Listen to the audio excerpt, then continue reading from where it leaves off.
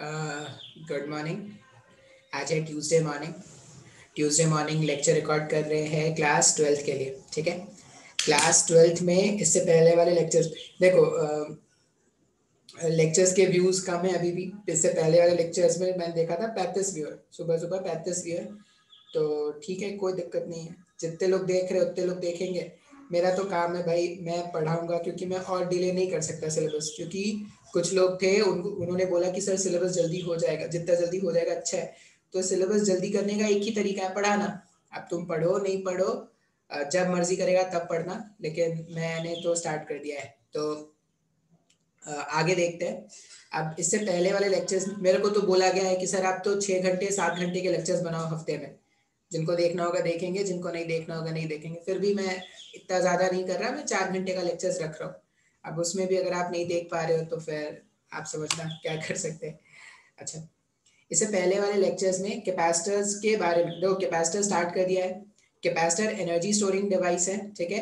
अब कैपेसिटर में हमने क्या किया था, पैरेलल प्लेट कैपेसिटर्स हमारे सिलेबस में है।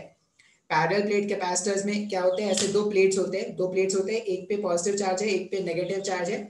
और इस कन्फाइंड रीजन में दो प्लेट्स के बीच में क्या होता है, इलेक्ट्रिक फील्ड कन्फाइंड होकर रह जाता है। अब जहां पे भी इलेक्ट्रिक फील्ड है वहां पे इलेक्ट्रोस्टैटिक एनर्जी होता है, ठीक है।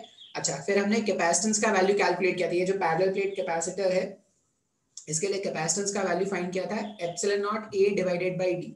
ये हमारे पास कैपेसिटेंस का वैल्यू आया था। अच्छा, और हमने क्या फाइंड किया है, और हमने फाइंड किया था energy stored inside the capacitor.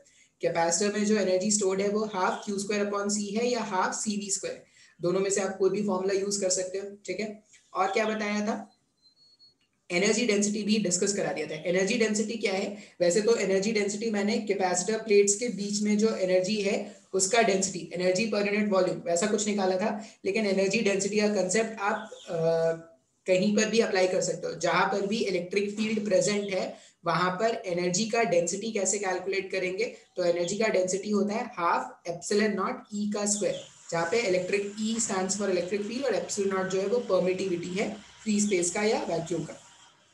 अच्छा, अब इतना कुछ मैंने बता दिया था। अब मैंने ना कैपेसिटर्स अगर सर्किट में लगे होंगे, कैपेसिटर्स अगर सर्किट में लगे होंगे तो क्या होगा, इस पे हमने बात करना स्टार्ट किया था। इससे पहले वाले लेक्चर मैंने स्टेडी स्टेट के बारे में बता दिया था, लेकिन मैं वापस से वहीं से स्टार्ट करता हूँ, ठीक है, ताकि आपको आज का लेक्चर समझने में कोई ज्यादा परेशानी ना हो। तो फिर से screen share, open white board, हाँ स्टार्ट करते हैं। तो मान लो मैंने बोला कि मैंने क्या किया है, एक इस तरह से कैपेसिटर है, दो पैरेलल प्लेट्स कैपेसिटर इस तरह से बनाते हैं, और इस कैपेसिटर को हमने क्या कर दिया, एक बैटरी से इस तरह से कनेक्ट कर दिया है। बैटरी है और क्या है, स्विच है, ठीक है। और एक रेजिस्टेंस भी होगा, यहाँ पे एक रेजिस्टेंस भी बना देते हैं।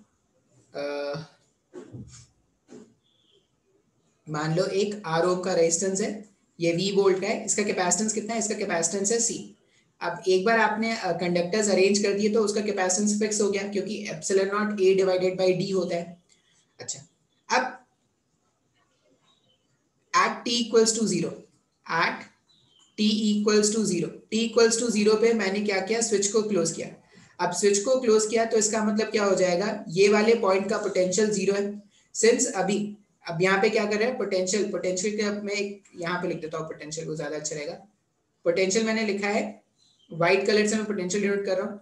यहाँ पर क्या हो जाएगा, वी हो जाएगा। अभी कैपेसिटेंस में जो चार्ज स्टोर्ड है वो जीरो है, इनिशियली कैपेसिटेंस में कोई चार्ज नहीं था, तो यहाँ का पोटेंशियल अगर जीरो है तो यहाँ का पोटेंशियल भी क्या होगा, जीरो होगा, ठीक है। और चार्ज जो स्टोर था वो भी क्या है, जीरो है। अब देखो, अगर आप रेजिस्टर्स के एंड के अबाउट देखोगे तो रेजिस्टर का एक एंड वी वोल्ट के पोटेंशियल पर है और रेजिस्टर का दूसरा एंड 0 वोल्ट पर है। इसका मतलब करंट थ्रू रेजिस्टर अगर कोई कैलकुलेट करना चाहे तो वो क्या लिखेगा, v minus zero divided by R, या करंट थ्रू रेजिस्टर को क्या लिख सकते हैं, v अपॉन आर का लिख सकते हैं। अच्छा, अब टाइम को बीतने देते हैं, at t equals to zero plus. अब जैसे ही टाइम बीतना स्टार्ट होगा, टाइम बीतना स्टार्ट होगा मतलब करंट, अब ये क्या कर रहा है, यहां से बैटरी से करंट तो जाना स्टार्ट करेगा, मतलब बैटरी के थ्रू करंट फ्लो करने की कोशिश तो कर रहा है, लेकिन जैसे ही करंट इस वाले प्लेट के पास आएगा, ये जो करंट है, ये करंट जैसे ही पॉइंट ओ के पास आएगा, अब ओ सॉरी ये पॉइंट ओ नहीं है, जैसे ही करंट इस जीरो पोटेंशियल ये कैपेसिटर प्लेट्स के पास आएगा, यहाँ पर बीच में एयर आ गया क्या? अगर बीच में एयर आ गया है, अगर बीच में एयर आ गया, इसका मतलब क्या होगा? ये जो बीच में एयर है, एयर का मतलब इनफाइनाइट रेजिस्टेंस है, मतलब जो चार्जेस है वो इस वाले प्लेट से मूव करके इस वाले प्लेट पर नहीं जा सकते। इसका मतलब ऐसा होगा कि ये जो कैपेसिटेंस है, इसमें पॉजिटिव चार्ज एक्यूमुलेट होना स्टार्ट होगा। अब ये जो पॉजिटिव चार्ज यहाँ पर एक्यूमुलेट हो रहा है, वो आया कहाँ से? तो पॉजिटिव चार्ज जो होगा, बैटरी तो चार्ज का सोर्स है नहीं, बैटरी तो एनर्जी का सोर्स है, तो ये जो प्लस क्यू चार्ज है, एक्चुअल में ये जो प्लेट था ना, दूसरा प्लेट, इसमें से क्या होता है, क्यू चार्ज बाहर निकलता है और यही क्यू चार्ज इसमें ऐड हो जाता है। तो अगर इस वाले प्लेट से क्यू चार्ज बाहर निकला तो इसका चार्ज खुद कितना हो जाएगा, माइनस क्यू।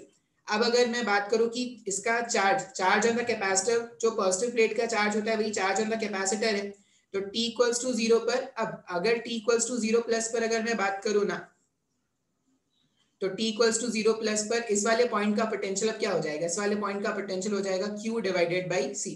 तो अगर आप t इक्वल्स टू 0 प्लस पर करंट का वैल्यू लिखोगे तो वो हो जाएगा v minus Q divided by c upon r। इस तरह से हम क्या करेंगे, करंट कैलकुलेट करेंगे। ये सब्जी वालों को भी अभी आना होता है यार। I equals to V minus Q divided by C divided by R, ये करंट हो जाएगा। अच्छा, अब यहाँ पर अगर आप ध्यान से देखोगे तो ये जो कैपेसिटर प्लेट है, कैपेसिटर प्लेट में चार्ज का वैल्यू ग्रेजुअली क्या हो रहा है, इंक्रीज होता जा रहा है। चार्ज का वैल्यू जितना ज्यादा इंक्रीज होगा, करंट का वैल्यू उतना कम होता जाएगा। क्या करंट का वैल्यू क्यों कम होता जा रहा है? क्योंकि रेजिस्टेंस के अबाउट जो पोटेंशियल डिफरेंस है वो क्या होता जा रहा है, कम होता जा रहा है। फिर मैंने बताया था at t equals to t tending to infinity, जब टाइम जो है वो इंफिनिटी को टेंड करेगा, तो टाइम जब इंफिनिटी को टेंड करता है तो ऐसा बोलते हैं कि जो कैपेसिटर के प्लेट्स है, जो कैपेसिटर के प्लेट्स है वो पूरा पूरा चार्ज हो चुके हैं। कैपेसिटर के प्लेट्स का मतलब पूरा पूरा चार्ज होने का मतलब क्या है कि इसमें माइनस क्यू चार्ज हो गया है, इसमें प्लस क्यू चार्ज हो गया है। अब कैपेसिटर प्लेट्स अगर minus Q plus Q charge यहाँ पर है तो इसका पोटेंशियल अपन क्या लिखेंगे, इस वाले पॉइंट का पोटेंशियल लिखेंगे Q अपॉन C। अब एट द टाइम जब मैं बोल रहा हूँ कि कैपेसिटर पूरी तरह चार्ज हो चुका है, कैपेसिटर पूरी तरह चार्ज हो चुका है, इसका मतलब potential difference between the plates of the capacitor, plates of the capacitor, plates of the capacitor is same as the potential difference, is same as the potential difference of the battery। मतलब battery जो potential difference maintain कर सकता था या create कर सकता था, तो जैसे ये प्लस बी, तो ये जो पॉजिटिव चार्ज हो जाएगा वो हायर पोटेंशियल होता है और ये जो नेगेटिव चार्ज है वो लोअर पोटेंशियल होता है। तो एक्चुअल में क्या हो जाएगा, V plus minus of V minus, ये V प्लस जो है वो किसका पोटेंशियल है, पॉजिटिव प्लेट का, V माइनस किसका पोटेंशियल है, नेगेटिव प्लेट का। ये जो डिफरेंस होता है वो बैटरी के पोटेंशियल के इक्वल अगर हो जाएगा तो हम क्या बोलेंगे, जो कैपेसिटर्स है वो पूरी तरह चार्ज हो चुके हैं। अब अगर कैपेसिटर्स पूरी तरह चार्ज हो चुके हैं तो Q को हम क्या लिख सकते हैं, C टाइम्स ऑफ V, मतलब चार्ज ऑन द कैपेसिटर जो होगा वो कितना हो जाएगा, C टाइम्स ऑफ V हो जाएगा। अच्छा, अब अगर कोई मुझसे बोले कि करंट, आप स्क्रीन पॉज करके नोट कर लेना ये सब। अगर मैं इस केस में करंट फाइंड करूं, current I equals to V minus of Q upon C divided by R, ऐसा लिख सकते हैं। अब अगर आप यहां से देखोगे ना तो Q अपॉन C का वैल्यू जो है कैपिटल V के बराबर है। पोटेंशियल का डिफरेंस अगर जीरो हो गया मतलब करंट क्या हो जाएगा, जीरो हो जाएगा। मतलब जब समय टेंडिंग टू इंफिनिटी है, जब समय टेंडिंग टू इंफिनिटी है तो current through the resistor, current through the resistor के थ्रू जो करंट है, current through the resistor is zero. अब इसी को हम क्या बोलेंगे, स्टेडी स्टेट। मतलब एक्चुअल में कैपेसिटर्स में दो तरह के क्वेश्चन आएंगे। कैपेसिटर्स में पहला क्वेश्चन आता है बिफोर स्टेडी स्टेट का, मतलब जब कैपेसिटर चार्ज हो चुका है, और एक क्वेश्चन आता है after steady state. After steady state का मतलब कैपेसिटर जो था जितना उसको चार्ज होना है मैक्सिमम वो चार्ज हो चुका है, मैक्सिमम चार्ज हो चुका है, इसका मतलब कैपेसिटर के प्लेट्स के बीच में वही पोटेंशियल डिफरेंस होगा जो बैटरी का पोटेंशियल डिफरेंस है। आप या तो ऐसा याद रख सकते हो सिंपल सर्किट में, कॉम्प्लिकेटेड सर्किट में कुछ और होगा, लेकिन आप अभी के लिए इतना याद रख लो। या आप ये भी याद रख सकते हो कि जो करंट थ्रू द रजिस्टर है उसका वैल्यू 0 हो गया है। तो जनरली हम क्या बोलते हैं, at steady state, at steady state, at steady state there is no current, at steady state there is no current in the circuit,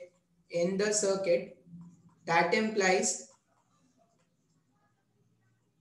the presence of resistor, is of no use। क्योंकि अगर current ही नहीं है तो resistance रहे ना रहे कोई फर्क नहीं पड़ता। तो इस तरह से हम क्या करते हैं, इस तरह से स्टेडी स्टेट को डिफाइन करते हैं। अब बेसिकली हम क्या करेंगे, चैप्टर को दो पार्ट में पढ़ेंगे। एक पार्ट होगा स्टेडी स्टेट के बाद जो हम पहले पढ़ेंगे, और बाद में पढ़ेंगे स्टेडी स्टेट से पहले। ये कहानी बिल्कुल वैसे ही है जो तुमने थर्मल कंडक्शन में पढ़ा था।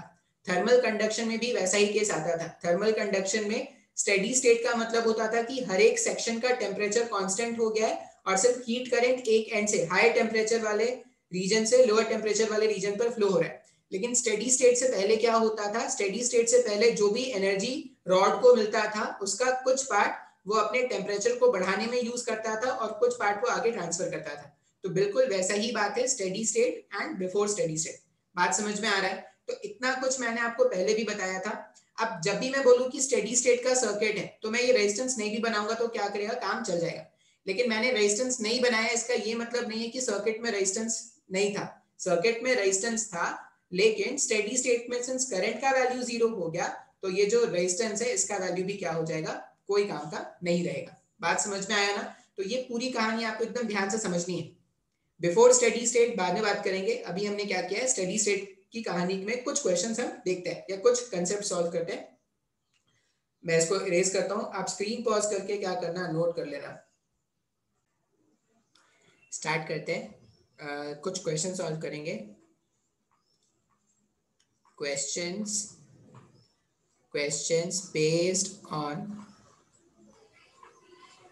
based on capacitors, question based on capacitors when the capacitors are in steady state, when the capacitors are in steady state। ठीक है, स्टेडी स्टेट। अच्छा, हो सकता है ये थोड़ा मुश्किल लगे, हो सकता है थोड़ा क्या बहुत मुश्किल लगेगा, और जिन लोगों ने पहले कुछ नहीं पढ़ा उनको बहुत ही ज्यादा मुश्किल लगेगा, कुछ भी नहीं समझ में आएगा। फिर भी कोशिश करेंगे समझने की। ठीक है, देखते हैं। देखिए हमने क्या बोला कि मान लीजिए एक कैपेसिटर ऐसे कनेक्टेड है। मान लेते हैं कि एक कैपेसिटर है जो ऐसे एक बैटरी से कनेक्टेड है। ठीक है, और ये कनेक्शन मैंने बहुत टाइम से करके रखा है। बहुत टाइम से करके रखा है मतलब क्या हो जाएगा, t टेंडिंग टू इन्फिनिटी है। बहुत टाइम का मतलब ही होता है कि समय जो है वो टेंडिंग टू इन्फिनिटी है। इसका कैपेसिटेंस था मान लीजिए c। ये जो कैपेसिटर था इसका कैपेसिटेंस का वैल्यू कितना है, c। अब अगर ये v वोल्ट है तो स्टेडी स्टेट में हम क्या बोलेंगे, स्टेडी स्टेट में हम ऐसा बोलेंगे कि इसमें जो चार्ज होगा, इसमें जो चार्ज हो जाएगा वो प्लस cv का होगा, और इसमें जो चार्ज होगा वो क्या हो जाएगा, माइनस cv का। इस वाले प्लेट से ये जो प्लेट है उसमें से माइनस cv का चार्ज, सॉरी cv चार्ज बाहर निकला होगा। cv चार्ज बाहर निकला होगा, बैटरी के थ्रू मूव करके इस प्लेट में गया होगा। ये जैसे मैंने जब एनर्जी का डेरिवेशन कराया था तब भी मैंने आपको बोला था कि दो कंडक्टिंग प्लेट्स हैं, दो इंसुलेटर कंडक्टिंग प्लेट्स हैं, इसमें से चार्ज तोड़ के इसमें डालना होता है। अब ये काम कौन कर रहा है, ये काम करता है बैटरी। ठीक है, अच्छा अब यहां पर देखते हैं। अगर आप सिर्फ बैटरी के बारे में बात करेंगे, अगर ठीक है, हम यहाँ पे क्या करेंगे, बेसिकली हीट डेसिपेशन के बारे में बात करेंगे, हीट एनर्जी के बारे में। तो देखते हैं जो बैटरी है, बैटरी क्या है, battery is a source of energy है। अगर बैटरी V वोल्ट का है तो ऐसा बोल सकते हैं कि ये 0 पोटेंशियल का है, ये V पोटेंशियल का है। बैटरी के थ्रू अगर आप देखोगे तो जो CV चार्ज है वो बैटरी के लोअर पोटेंशियल से बैटरी के हायर पोटेंशियल तक मूव करने वाला है। जस्ट बिफोर बैटरी अगर आप देखोगे तो यहाँ पर ये जो CV चार्ज है, ये जो CV चार्ज है, अगर आप इसका पोटेंशियल लिखोगे, पोटेंशियल एनर्जी लिखोगे, तो इसका पोटेंशियल एनर्जी यहाँ पर जीरो है क्या? यहाँ पर इसका पोटेंशियल एनर्जी क्या हो जाएगा? जीरो। हम क्या लिखते हैं? पोटेंशियल एनर्जी को Q इंटू V से लिखते हैं ना। तो यहाँ पर पोटेंशियल का वैल्यू कितना है? पोटेंशियल का वैल्यू जीरो है और चार्ज कितना है? CV। तो ये मान लो ये पॉइंट A है और ये मान लो ये पॉइंट B है। तो potential energy at point A अगर लिखा जाए तो वो जीरो आ जाएगा। अच्छा, B पॉइंट पर अगर कोई पोटेंशियल एनर्जी पूछेगा तो B पॉइंट पर जो पोटेंशियल का वैल्यू है वो कितना है? वो V का है। और चार्ज कितना मूव कर रहा है? CV का चार्ज मूव कर रहा है क्या?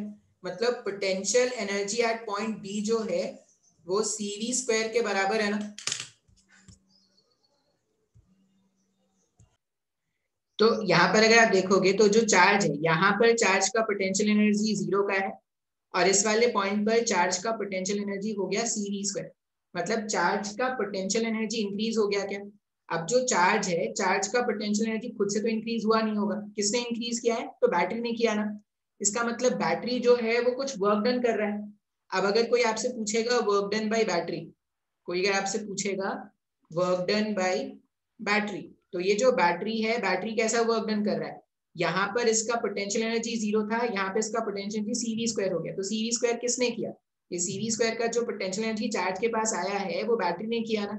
तो वर्क डन बाय बैटरी क्या बोलेंगे? Increase in potential energy, increase in potential energy. तो वर्क डन बाय बैटरी को CV स्क्वायर से लिख सकते हैं क्या? ठीक है। अच्छा, ये हो गया केस वन, ये केस वन के नाम से लिख लो। ये हो गया केस वन। केस वन में क्या था? बैटरी इसमें जो नेगेटिव टर्मिनल से चार्ज एंटर करके पॉजिटिव टर्मिनल से बाहर निकल रहा था। अच्छा, इसी में एक और कंडीशन हो सकता है, वो भी बता देता हूँ यहीं पर। मान लो केस टू ऐसा है, आप एक जगह लिख लेना, ठीक है, आपको समझ में आ जाएगा सर। मान लो मैंने ना आपको एनर्जी, जब मैंने जूल्स लॉ ऑफ हीटिंग बताया था तब भी मैंने आपको ऐसा कुछ बताया था। केस टू ऐसा है, मान लेते हैं ये बैटरी का पॉजिटिव टर्मिनल है, ये बैटरी का लोअर पोटेंशियल है, फिर से V वोल्ट का बैटरी है।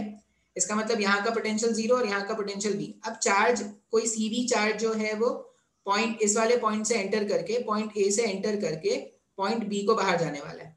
तो potential energy at point A जो है, potential energy at point A जो है वो कितना है? वो है CV स्क्वायर का। और पोटेंशियल एनर्जी अगर आप पॉइंट B पर देखोगे तो वो जीरो का हो गया क्या? इसका मतलब जो भी चार्ज के पास एनर्जी था, पॉइंट A पर जो चार्ज के पास एनर्जी था उसको किसी ने कंज्यूम कर लिया क्या? तो कौन कंज्यूम कर रहा है? तो बैटरी कंज्यूम कर रहा है। तो यहाँ पे क्या लिखेंगे? Battery consumes, battery consumes the energy, battery consumes the energy of the charge. जो भी चार्ज के पास एनर्जी थी वो बैटरी के थ्रू मूव करने पे जीरो हो जा रहा है क्या? अच्छा, अब ये जो केस टू वाला जो सिनेरियो है ना, इसको हम बोलते हैं चार्जिंग ऑफ अ बैटरी। ये सब मैंने शायद थोड़ा बहुत आपको पढ़ाया भी है। बैटरी चार्ज होगा, बैटरी डिस्चार्ज होगा, चार्जिंग ऑफ अ बैटरी। जब बैटरी के अंदर करंट मूव करता है इसको हम बोलते हैं चार्जिंग ऑफ अ बैटरी। और discharging of battery case one था। केस वन क्या था? Discharging of battery. वहां पे बैटरी के थ्रू, बैटरी से करंट निकल रहा था, बैटरी से करंट निकल रहा था। अभी केस टू में अगर देखोगे तो बैटरी के अंदर करंट जा रहा है। तो चार्जिंग ऑफ बैटरी में क्या होता है कि बैटरी का एनर्जी बढ़ाया जा रहा है। तो बैटरी का एनर्जी बढ़ाया जा रहा है, मतलब वर्क डन बाय बैटरी जो होगा वो क्या होगा? नेगेटिव होगा। अगर बैटरी एनर्जी कंज्यूम कर रही है इसका मतलब हम बोलेंगे work done by the battery. Work done by the battery जो है वो इस बार कितना हो जाएगा? इस बार हो जाएगा माइनस ऑफ CV स्क्वायर। या आप सिंपल लिख देना, वर्क डन बाय बैटरी कितना होता है? Q इंटू V से लिखते हैं। अगर मेरे को work done by battery calculate करना था तो जब बैटरी डिस्चार्ज हो रहा है, मतलब बैटरी से करंट बाहर निकल रहा है, तो हम क्या बोलेंगे? Work done by battery is positive, क्योंकि बैटरी वहां पे चार्ज को एनर्जी सप्लाई कर रहा था। लेकिन केस टू अगर आप देखोगे तो जो चार्ज के पास एनर्जी था उसको बैटरी कंज्यूम कर रहा है। इसका मतलब क्या कर रहा है? बैटरी जो है वो चार्ज हो रहा है। अगर बैटरी चार्ज होगा मतलब वर्क डन बाय बैटरी जो होगा वो नेगेटिव होगा। और कितना वर्क डन होता है? तो Q इंटू V से फाइंड आउट करते हैं। तो ये दो केसेस हैं, आपको याद रखना है बैटरी के लिए।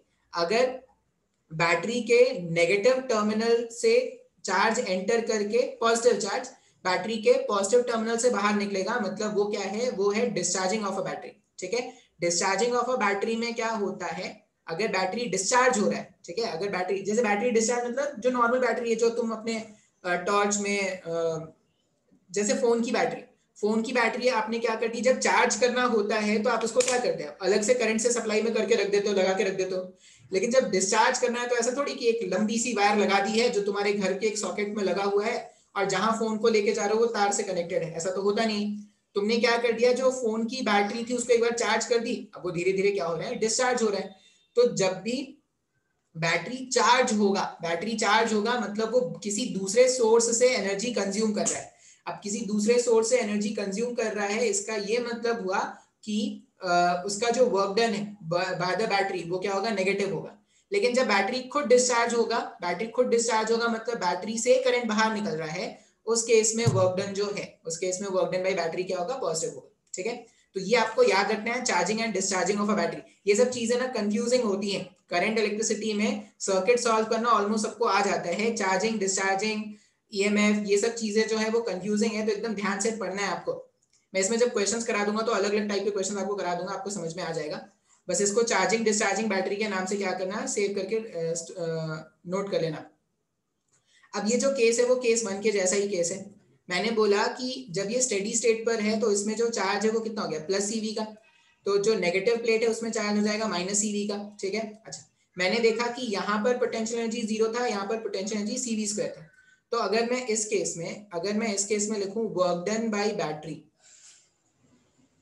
अगर मैं लिखूं वर्क डन बाय बैटरी, तो बैटरी वर्क डन कितना कर रहा है, बैटरी के थ्रू जो वर्क डन है, जो चार्ज का पोटेंशियल एनर्जी वो सीवी स्क्वायर से बढ़ गया, तो work done by battery positive है और उसका वैल्यू कितना है, सीवी स्क्वायर। अच्छा, अगर एनर्जी स्टोर्ड इन कैपेसिटर फाइंड आउट करना है, एनर्जी स्टोर्ड इन कैपेसिटर, अगर कोई मुझसे पूछे कि वो जो कैपेसिटर है, कैपेसिटर में कितना एनर्जी स्टोर हुआ, तो कैपेसिटर में जो एनर्जी स्टोर होता है वो क्या होता है, हाफ क्यू स्क्वायर अपॉन सी से लिखते हैं। तो ये हो जाएगा हाफ क्यू के प्लेस में क्या लिख सकते हैं, सी स्क्वायर वी स्क्वायर लिख सकते हैं ना, क्यू सी वी के बराबर है, डिवाइडेड बाई वी। वी से ये स्क्वायर अगर मैं गायब कर दूं तो एनर्जी स्टोर्ड इन कैपेसिटर जो है, सॉरी सी है यहाँ पे, सी है, सी और ये स्क्वायर गायब होगा तो ये स्क्वायर रहेगा, तो ये हाफ सी वी स्क्वायर हुआ क्या। इसका मतलब बैटरी के थ्रू जो एनर्जी पास हो रही है, बैटरी से जो एनर्जी मिल रहा है, यहाँ पर अगर आप देखोगे तो इनपुट एनर्जी कितना है, बैटरी से जो एनर्जी मिल रहा है, इनपुट एनर्जी सीवी स्क्वायर का है, और एनर्जी स्टोर्ड इन कैपेसिटर जो है, एनर्जी स्टोर्ड इन कैपेसिटर जो है, एनर्जी स्टोर्ड इन कैपेसिटर जो था वो कितना आया था, हाफ सीवी स्क्वायर। अब अगर आप ध्यान से देखोगे, हम क्या करते हैं, एक सर्किट में, अगर मैं सर्किट में बात करूं तो एनर्जी तो कंजर्व्ड है ना, मतलब जितना एनर्जी मिला, जितना एनर्जी बैटरी से मिला होगा उतना पूरा का पूरा एनर्जी या तो कंज्यूम हो जाना चाहिए या स्टोर हो जाना चाहिए। एनर्जी मिला था सीवी स्क्वायर का, उसमें कैपेसिटर ने स्टोर किया सिर्फ हाफ सीवी स्क्वायर का, मतलब बाकी का जो एनर्जी है, सीवी स्क्वायर का एनर्जी मिल रहा था उसमें आधा एनर्जी कैपेसिटर ने तो स्टोर कर लिया, तो जो बाकी का एनर्जी है वो कहाँ गया, तो जो बाकी का एनर्जी है वो इस रेजिस्टर के थ्रू हीटिंग के कारण क्या होता है, लॉस हो जाता है। तो इसी को क्या बोलते हैं, हीट डेसिपेशन या हीट डेसिपेटेड।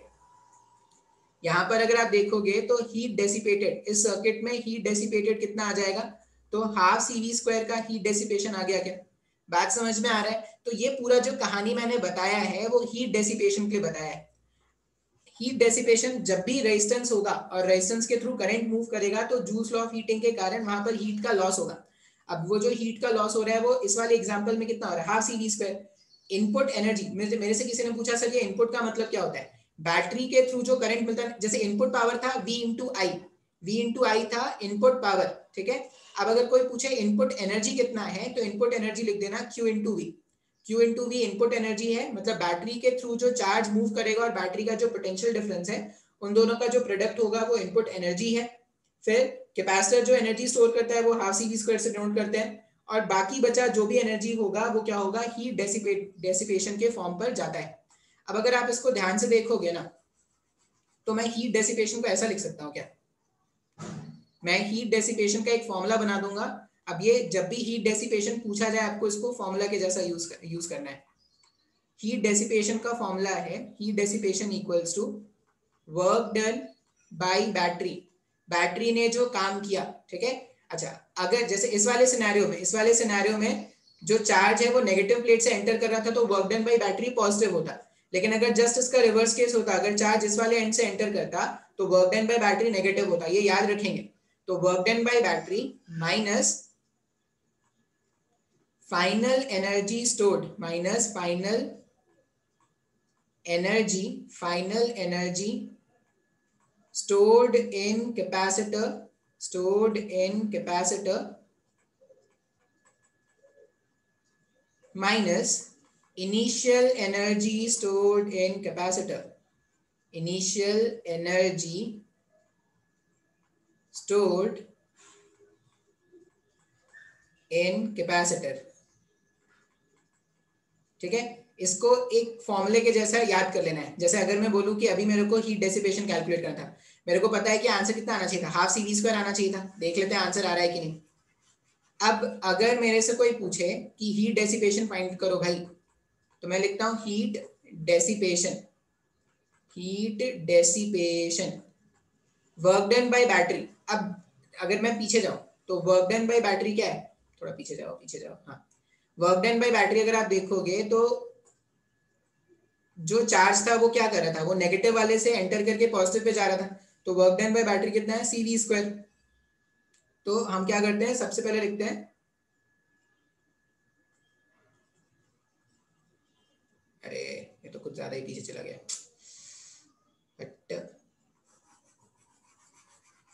मान लो मैं लिखूंगा work done by battery, heat dissipation अगर मैं कैलकुलेट करूं, जो भी मैंने केस डिस्कस किया है, हीट डेसिपेशन हो जाएगा वर्क डन बाय बैटरी कितना आता है, सी वी स्क्वायर, माइनस में final energy stored in the capacitor कितना आया था, हाफ सी वी स्क्वायर आया था। फाइनल एनर्जी मतलब जब वो पूरी तरह चार्ज हो चुका है तब उसका जो एनर्जी है वो हाफ सी वी स्क्वायर, और इनिशियली वो क्या था, इनिशियली उसमें कोई चार्ज नहीं था, तो इनिशियल एनर्जी क्या है, जीरो है। आप जब इसको सिंप्लीफाई करोगे तो ये मेरे पास कितना आ रहा है, सी वी स्क्वायर, यहाँ पे हीट डेसिपेशन कैलकुलेट कर रहे हैं ना। अब इसको अगर मैं सिंप्लीफाई करूं तो यहाँ पे क्या हो जाएगा, ये C V square minus of half C V square, simplify करने पर कितना आ जाएगा, हाफ सी वी स्क्वायर। तो ये हीट डेसिपेशन हो गया। अब आप क्या करोगे, इसको एज अ फॉर्मूला याद रखोगे, मैंने कंसेप्ट के जैसा भी तुमको समझा दिया है। आप क्या करोगे, इसको एज अ फॉर्मूला याद रखोगे, जब भी हीट डेसिपेशन पूछा जाए, स्टेडी स्टेट में पूछते हैं कि कैपेसिटर के थ्रू, सॉरी रेजिस्टर में जो हीट डेसिपेट हुआ है वो कैलकुलेट करिए, तो उसमें सिंपल क्या काम करना है, बैटरी ने जो वर्क डन किया उसके लिए आपको देखना पड़ेगा कि बैटरी के थ्रू कितना चार्ज मूव कर रहा है। फिर कैपेसिटर में अगर फाइनली देखो कि कैपेसिटर में चार्ज कितना आ गया है, फाइनली कैपेसिटर का चार्ज पता चल जाएगा तो फाइनल एनर्जी निकाल देंगे, और इनिशियली अगर उसमें कुछ चार्ज है तो इनिशियल एनर्जी भी आ जाएगा। कुछ क्वेश्चंस में सॉल्व करा दूंगा। अभी मेरे को लग रहा होगा, अभी आपको ऐसा लग रहा होगा कि सर मेरे को कुछ नहीं समझ में आ रहा है, क्या बोल रहे हो, कुछ क्वेश्चन करा दूंगा तब आपको समझ में आ जाएगा। लेकिन गर्मी बहुत ज्यादा है, ठीक है, बड़ी गर्मी हो बप्पा, वो एक मीम चलता है, बड़ी गर्मी हो बप्पा, बड़ी गर्मी हो रे। कुछ क्वेश्चन सॉल्व करते हैं तब ज्यादा अच्छे समझ में आएगा, ठीक है। अच्छा, ऐसा एक कैपेसिटर है, कैपेसिटर जिसका कैपेसिटेंस कितना है, सी, और यहां पर एक बैटरी है,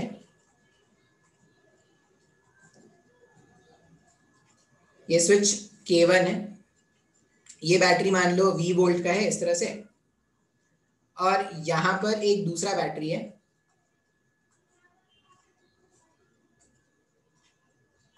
ये स्विच है K2, इसका पोटेंशियल है 2V वोल्ट का।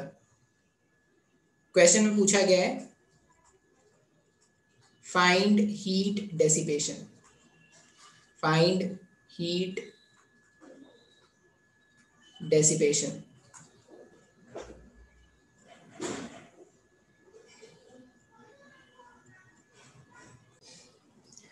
ये क्वेश्चन है, find the heat dissipation when key K1 was closed, when key K1 was closed for a long time for a long time before t equals to zero. Before t equals to zero का मतलब है कि जब धरती नहीं बनी थी तब से, तब के पहले की बात है, ऐसा बोल रहे हैं क्या? नहीं, टी इक्वल्स टू जीरो से पहले मतलब जब मैंने एनालाइज करना स्टार्ट किया उससे जस्ट पहले, जब उसे जस्ट पहले तक वो जो की K1 था वो ऐसे क्लोज होके रखा हुआ था। ठीक है, अच्छा, अगर सिर्फ की K1 क्लोज होके रखा हुआ है, मान लो मैं बोल रहा हूँ कि टी इक्वल्स टू जीरो से पहले की बात, टी इक्वल्स टू जीरो से पहले की बात में मैंने की K1 क्लोज अगर करके रखा है और बहुत समय से पहले तक वो ऑन करके रखा हुआ था, इसका मतलब क्या होगा, ऐसा बोल सकते हैं ना, क्या बोला जा सकता है, ये क्वेश्चन आप नोट कर लेना।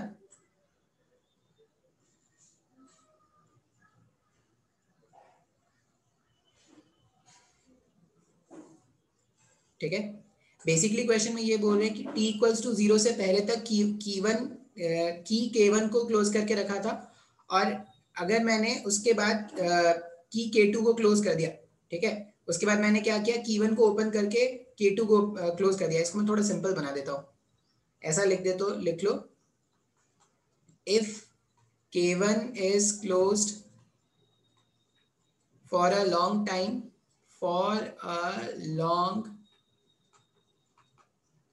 time before t equals to 0, before t equals to 0, and key K2 is closed for a long time, for a long time after t equals to 0, then find the heat dissipation, then find the heat dissipation through the resistor। अब बोलोगे sir resistor तो दिख नहीं रहा, तो हम steady state के बाद का सिनेरियो पे डिस्कस करेंगे, तो रेजिस्टर रहे ना रहे कोई फर्क नहीं पड़ रहा। ये क्वेश्चन है जो आपको क्या करना है, नोट करना है। क्वेश्चन में ये बोला गया है, हम अगर डायग्राम बनाए before t equals to zero का, अगर मैं before t equals to zero के बारे में बात करूं, तो टी इक्वल्स टू जीरो से पहले में क्या था, ये कैपेसिटर है, और K2 की अगर ओपन है, टी इक्वल्स टू जीरो से पहले ये जो K2 की है अगर वो क्लोज नहीं है, मतलब ये जो 2 वोल्ट का बैटरी है वो रहे ना रहे कोई फर्क नहीं पड़ेगा, सर्किट में सिर्फ ये V वोल्ट का बैटरी कनेक्टेड है क्या? अच्छा, और अगर मैंने इसको बहुत टाइम से कनेक्ट करके रखा है, इसका मतलब क्या होगा, ये स्टेडी स्टेट में है, यहाँ का पोटेंशियल प्लस, यहाँ पे अगर ये से कनेक्टेड है तो यहाँ का पोटेंशियल क्या हो जाएगा, इस तरह से प्लस माइनस V हो जाएगा, और यहाँ पर चार्ज लिख देंगे प्लस CV, और यहाँ पर चार्ज लिख देंगे माइनस CV, लिख सकते हैं, क्योंकि C इसका क्या था, कैपेसिटेंस था। पोटेंशियल डिफरेंस अगर V वोल्ट का है तो यहाँ पे प्लस CV, यहाँ पे माइनस CV, इस तरह से लिख सकते हैं, बिल्कुल। अच्छा, अब ये कहानी है, ये कहानी थी कब, t इक्वल्स टू 0 सेकेंड से पहले। t इक्वल टू 0 सेकेंड के बाद, t इक्वल टू 0 सेकेंड के बाद अगर आप देखोगे तो ये CV चार्ज का है, ये माइनस CV चार्ज का है, ठीक है, और t इक्वल्स टू 0 के बाद मैं क्या करने वाला हूँ, मैं इसको कनेक्ट करने वाला हूँ 2V वोल्ट के बैटरी से। अब जैसे ही आप ये 2V वोल्ट के बैटरी से कनेक्ट करोगे, ये 2V वोल्ट का बैटरी क्या चाहता है कि यहाँ का जो पोटेंशियल डिफरेंस है वो 2V वोल्ट का हो जाएगा, ये हायर पोटेंशियल, ये लोअर पोटेंशियल। अब अगर यहाँ का पोटेंशियल डिफरेंस माइनस 2V का होना चाहिए, मतलब ये जो प्लेट है जो पहले नेगेटिव चार्ज था उसमें अब चार्ज हो जाना चाहिए 2 टाइम्स ऑफ CV का, और इस वाले में चार्ज हो जाएगा माइनस 2 टाइम्स ऑफ CV का। समय वो कुछ भी नहीं समझ में आ रहा है। हमने पहले क्या बोला कि t इक्वल्स टू 0 से पहले तक मैंने ये जो V वोल्ट का बैटरी है, ये जो V वोल्ट का बैटरी है, ये जो V वोल्ट का बैटरी है, इसको हमने कनेक्ट करके रखा था। अब अगर ये V वोल्ट का बैटरी को हमने कनेक्ट करके रखा था, तो इस V वोल्ट के बैटरी के कारण जो कैपेसिटर्स है उसमें चार्जेस स्टोर होते हैं, और कब तक चार्जेस स्टोर होते हैं, जब तक बैटरी का पोटेंशियल और कैपेसिटेंस का पोटेंशियल सेम ना हो जाए तब तक। तो बैटरी का पोटेंशियल प्लस V, यहाँ अगर ये V का है तो ये पॉजिटिव से कनेक्टेड तो पॉजिटिव हो जाएगा, नेगेटिव से कनेक्टेड तो नेगेटिव हो जाएगा, तो प्लस माइनस V मैंने इस तरह से लिख दिया। अब अगर बैटरी के थ्रू, सॉरी, जो कैपेसिटर्स के अक्रॉस पोटेंशियल डिफरेंस V का हो गया है, मतलब कैपेसिटर के जो पॉजिटिव प्लेट है उस पे चार्ज CV का प्लस में हो जाएगा और इसमें हो जाएगा माइनस CV, ठीक है, मतलब t इक्वल्स टू 0 से पहले की सिनेरियो क्या है, कैपेसिटर का positive plate plus CV charge का है, कैपेसिटर का ये जो नेगेटिव प्लेट है वो माइनस CV का है। अब t इक्वल्स टू 0 के बाद क्या करना है, K1 स्विच को हम ओपन कर देंगे और सर्किट में सिर्फ K2 रहेगा। अब अगर मैंने सिर्फ K2 को क्लोज कर दिया, मतलब ये जो V वोल्ट का बैटरी है अब ये कोई काम का नहीं है। अब अगर ये V वोल्ट का बैटरी कोई काम का नहीं है तो अब ये 2V वाला वोल्ट जो होगा वो कैपेसिटर का चार्ज डिसाइड करेगा क्या। तो अब ये जो 2V वोल्ट का बैटरी है वो क्या चाहता है, वो चाहता है कि कैपेसिटर के दोनों प्लेट्स के अक्रॉस जो पोटेंशियल डिफरेंस हो ये -2V का हो जाए। अब नेगेटिव से ये कनेक्टेड है ये वाला प्लेट, तो इधर नेगेटिव और ये पॉजिटिव, तो -2V का लिख दिया। अब अगर ये -2V है मतलब ये जो प्लेट है मैंने जो रेड से मेंशन किया है वो फाइनल चार्ज है और जो मैंने व्हाइट से लिखा है वो इनिशियल चार्ज था। तो फाइनली इसमें चार्ज कितना हो जाएगा, जो पहले -CV था उसका फाइनल चार्ज +2CV का हो जाएगा। जिसका चार्ज पहले CV का था उसका चार्ज अब क्या हो जाएगा, -2CV का हो जाएगा। अब अगर आप नोटिस करोगे तो पहले -CV का चार्ज था, अब +2CV का चार्ज होना है। -CV के चार्ज को +2CV बनाना है। इसका मतलब जो -CV वाला जो चार्ज है या -CV वाला जो प्लेट है उसमें अगर मैं 3CV का चार्ज ऐड कर दूं, पहले -CV था, मैं अगर उसमें 3CV का चार्ज ऐड कर दूं तब जाके +2CV होगा क्या। इसका मतलब ये बोल सकते हैं कि जो बैटरी है बैटरी के थ्रू कितना चार्ज मूव कर रहा होगा, 3CV का चार्ज मूव कर रहा होगा क्या। ये सब आपसे क्वेश्चन में पूछेंगे, ये सब आपको समझना पड़ेगा। हम क्या बोल रहे हैं कि पहले जो कैपेसिटर था, ये जो कैपेसिटर था पहले V वोल्ट के बैटरी से कनेक्टेड था, तो इसका चार्ज कितना आ रहा था, इसका चार्ज +CV आ रहा था, इसका चार्ज -CV आ रहा था। बिल्कुल समझ में आ रहा है अपने को। अच्छा, फिर मैंने क्या बोला कि मैंने ये कनेक्शन हटा दिया है, K1 का जो कनेक्शन था वो मैंने हटा दिया और मैंने 2V वोल्ट को कनेक्ट कर दिया है। अब ये 2V वोल्ट क्या चाहता है कि जितना पोटेंशियल इस बैटरी का है उतना ही पोटेंशियल ड्रॉप कैपेसिटर के दोनों एंड्स के बीच में आ जाए। अगर उतना ही ड्रॉप चाहिए इसका मतलब क्या होना चाहिए, यहाँ पर ये माइनस होना चाहिए और ये प्लस होना चाहिए, इस तरह से -+2V का होना चाहिए। तो जो -CV वाला प्लेट था जिसमें पहले -CV का चार्ज था, अब उसमें चार्ज कितना हो जाएगा 2CV प्लस में, और इस वाले में चार्ज कितना हो जाएगा -2CV लिख सकते हैं। अब देखो पहले इसमें चार्ज था -CV का, फाइनली इसमें चार्ज आ रहा है 2CV का। इसका मतलब क्या होगा, इस वाले प्लेट को 3CV का चार्ज मिला होता तब तो -CV + 3CV करते तो 2CV का जो फाइनल चार्ज है वो आ जाता। इसका मतलब ये जो K2 वाला ब्रांच है या जो 2 वोल्ट वाला बैटरी है उसमें से 3CV का चार्ज मूव करके इस तरह से जाएगा। अब ये 3CV का चार्ज आया कहां से होगा, इसमें से आया होगा ना। तो देखो CV में से अगर आप 3CV माइनस करोगे तो 2CV का चार्ज मिल जाएगा। बात समझ में आ रहा है क्या। अच्छा, अब हम क्या करेंगे, हम हीट डेसिपेशन का फॉर्मूला लगाते हैं। हीट डेसिपेशन का फॉर्मूला तो हमने पढ़ा ही है सर, ठीक है। तो हीट डेसिपेशन का फॉर्मूला, हीट डेसिपेशन 0 सेकंड से बाद के लिए लगाएंगे, ठीक है। हीट डेसिपेशन के लिए पहले निकालते हैं work done by battery, work done by battery. तो अगर आप देखोगे तो बैटरी के नेगेटिव टर्मिनल से, मतलब बैटरी के लोअर पोटेंशियल से बैटरी के हायर पोटेंशियल पे मूव कर रहे हैं। अगर बैटरी के लोअर से बैटरी के हायर पर मूव करते हैं तो work done by battery positive होता है क्या। या यहाँ पे भी देख लो ना, यहाँ पर एनर्जी 0 था, यहाँ पर 3CV² हो जाएगा। तो 3 चार्ज कितना है, चार्ज 3CV का है इंटू 2V, 6CV² का हो जाएगा क्या। तो वर्क डन बाय बैटरी कितना आ रहा है, वर्क डन बाय बैटरी आ रहा है 6CV²। Q इंटू V को मैंने मल्टीप्लाई कर दिया, V का वैल्यू है 2 वोल्ट का और Q का मतलब है 3CV का, तो 6CV² का वर्क डन बाय बैटरी आ गया। ये सब तो हो सकता है कंफ्यूजिंग लगे, ध्यान से सुनते जाना। फिर final energy stored in the capacitor, final energy in the capacitor अगर लिखे, final energy in the capacitor, ये जो कैपेसिटर है कैपेसिटर ने फाइनली कितना एनर्जी रखा अपने पास, अगर वो कैलकुलेट करना है तो हाफ CV² भी यूज कर सकते हैं। तो हाफ कैपेसिटेंस का वैल्यू है C और इसका V²। फाइनली जो मेरे पास ये हाफ Q² यूज करना ज्यादा अच्छा रहेगा, कोई भी यूज कर लो, एक ही बात है, हाफ Q²। फाइनली जो कैपेसिटर है इसने कितना चार्ज स्टोर कर लिया, 2CV। कैपेसिटर का चार्ज मतलब जो पॉजिटिव प्लेट का चार्ज है वही लिखेंगे। तो हाफ Q², हाफ Q² का मतलब हो जाएगा 4C²V²/C। ये और ये कैंसिल कर देंगे तो कितना आ जा रहा है, ये आ जा रहा है हमारे पास 2 टाइम्स ऑफ CV²। तो ये final energy in the capacitor आ गया। उसी तरह से मैं इनिशियल एनर्जी भी कैलकुलेट कर सकता हूं क्या, initial energy in the capacitor, initial energy, initial energy in the capacitor, capacitor में जो इनिशियल एनर्जी स्टोर था। अब कैपेसिटर के पास इनिशियल चार्ज कितना था, प्लस सीवी का। जब भी कैपेसिटर का चार्ज बोला जाए मतलब पॉजिटिव प्लेट का चार्ज, तो कान नाक ध्यान सब खोल के रखेंगे। तो ये कितना हो जाएगा, हाफ क्यू स्क्वायर का मतलब हो जाएगा C square V square upon C. Capacitance change होता नहीं है तो ये कैंसिल हो गया। तो पहले एनर्जी कितना था, सी वी स्क्वायर अपॉन 2 का। अब हीट का फॉर्मूला लिख देते हैं। हीट का फॉर्मूला क्या था, वर्क डन बाय बैटरी कितना है, work done by battery 6 C V square है, माइनस में final energy stored in the capacitor का मतलब हो गया 2 सी वी स्क्वायर, और इनिशियल एनर्जी कितना है, इनिशियल एनर्जी है 0.5 सी वी स्क्वायर। अब सबको सॉल्व कर दो, 2 सी वी स्क्वायर माइनस 0.5 ये 1.5 हो जाएगा।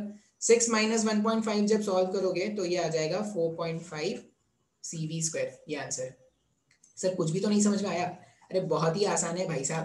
पहले वो क्या बोलेंगे, जैसे इससे पहले वाला जब मैंने डेरिवेशन कराया था तो मैंने बोला था कि इनिशियली कैपेसिटर के पास कोई चार्ज नहीं है, लेकिन इस बार मैंने इनिशियली t इक्वल्स टू 0 से पहले ही उसको चार्ज करके रखा है। क्या t इक्वल्स टू 0 से पहले ही उसको चार्ज करके रखा है, मतलब पहले से उसने कोई चार्ज स्टोर करके रखा है।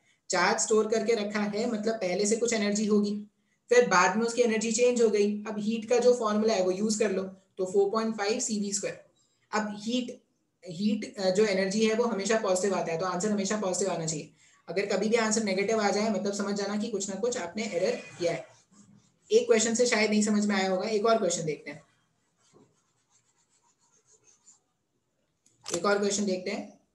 मान लेते हैं क्वेश्चन ऐसा है कि एक कैपेसिटर का प्लेट, एक ऐसा पैरेलल प्लेट कैपेसिटर था।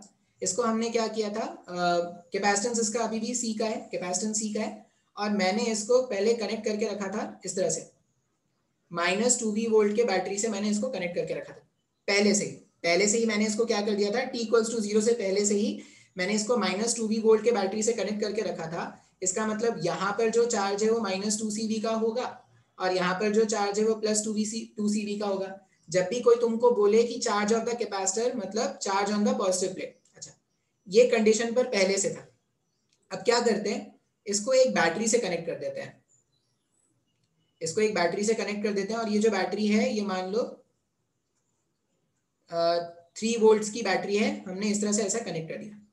अब ये 3 वोल्ट का बैटरी क्या चाहेगा कि जो पोटेंशियल ड्रॉप पहले इसमें -2V का है वो जितना बैटरी का पोटेंशियल ड्रॉप है उतना ही हो जाए। तो बैटरी का पोटेंशियल ड्रॉप 2V है, पहले से 2V था। फाइनल अगर मैं सर्किट बनाऊं तो फाइनल सर्किट ऐसा होना चाहिए, ये कैपेसिटर है हमारे पास, ये इनिशियली ऐसा गिवन है,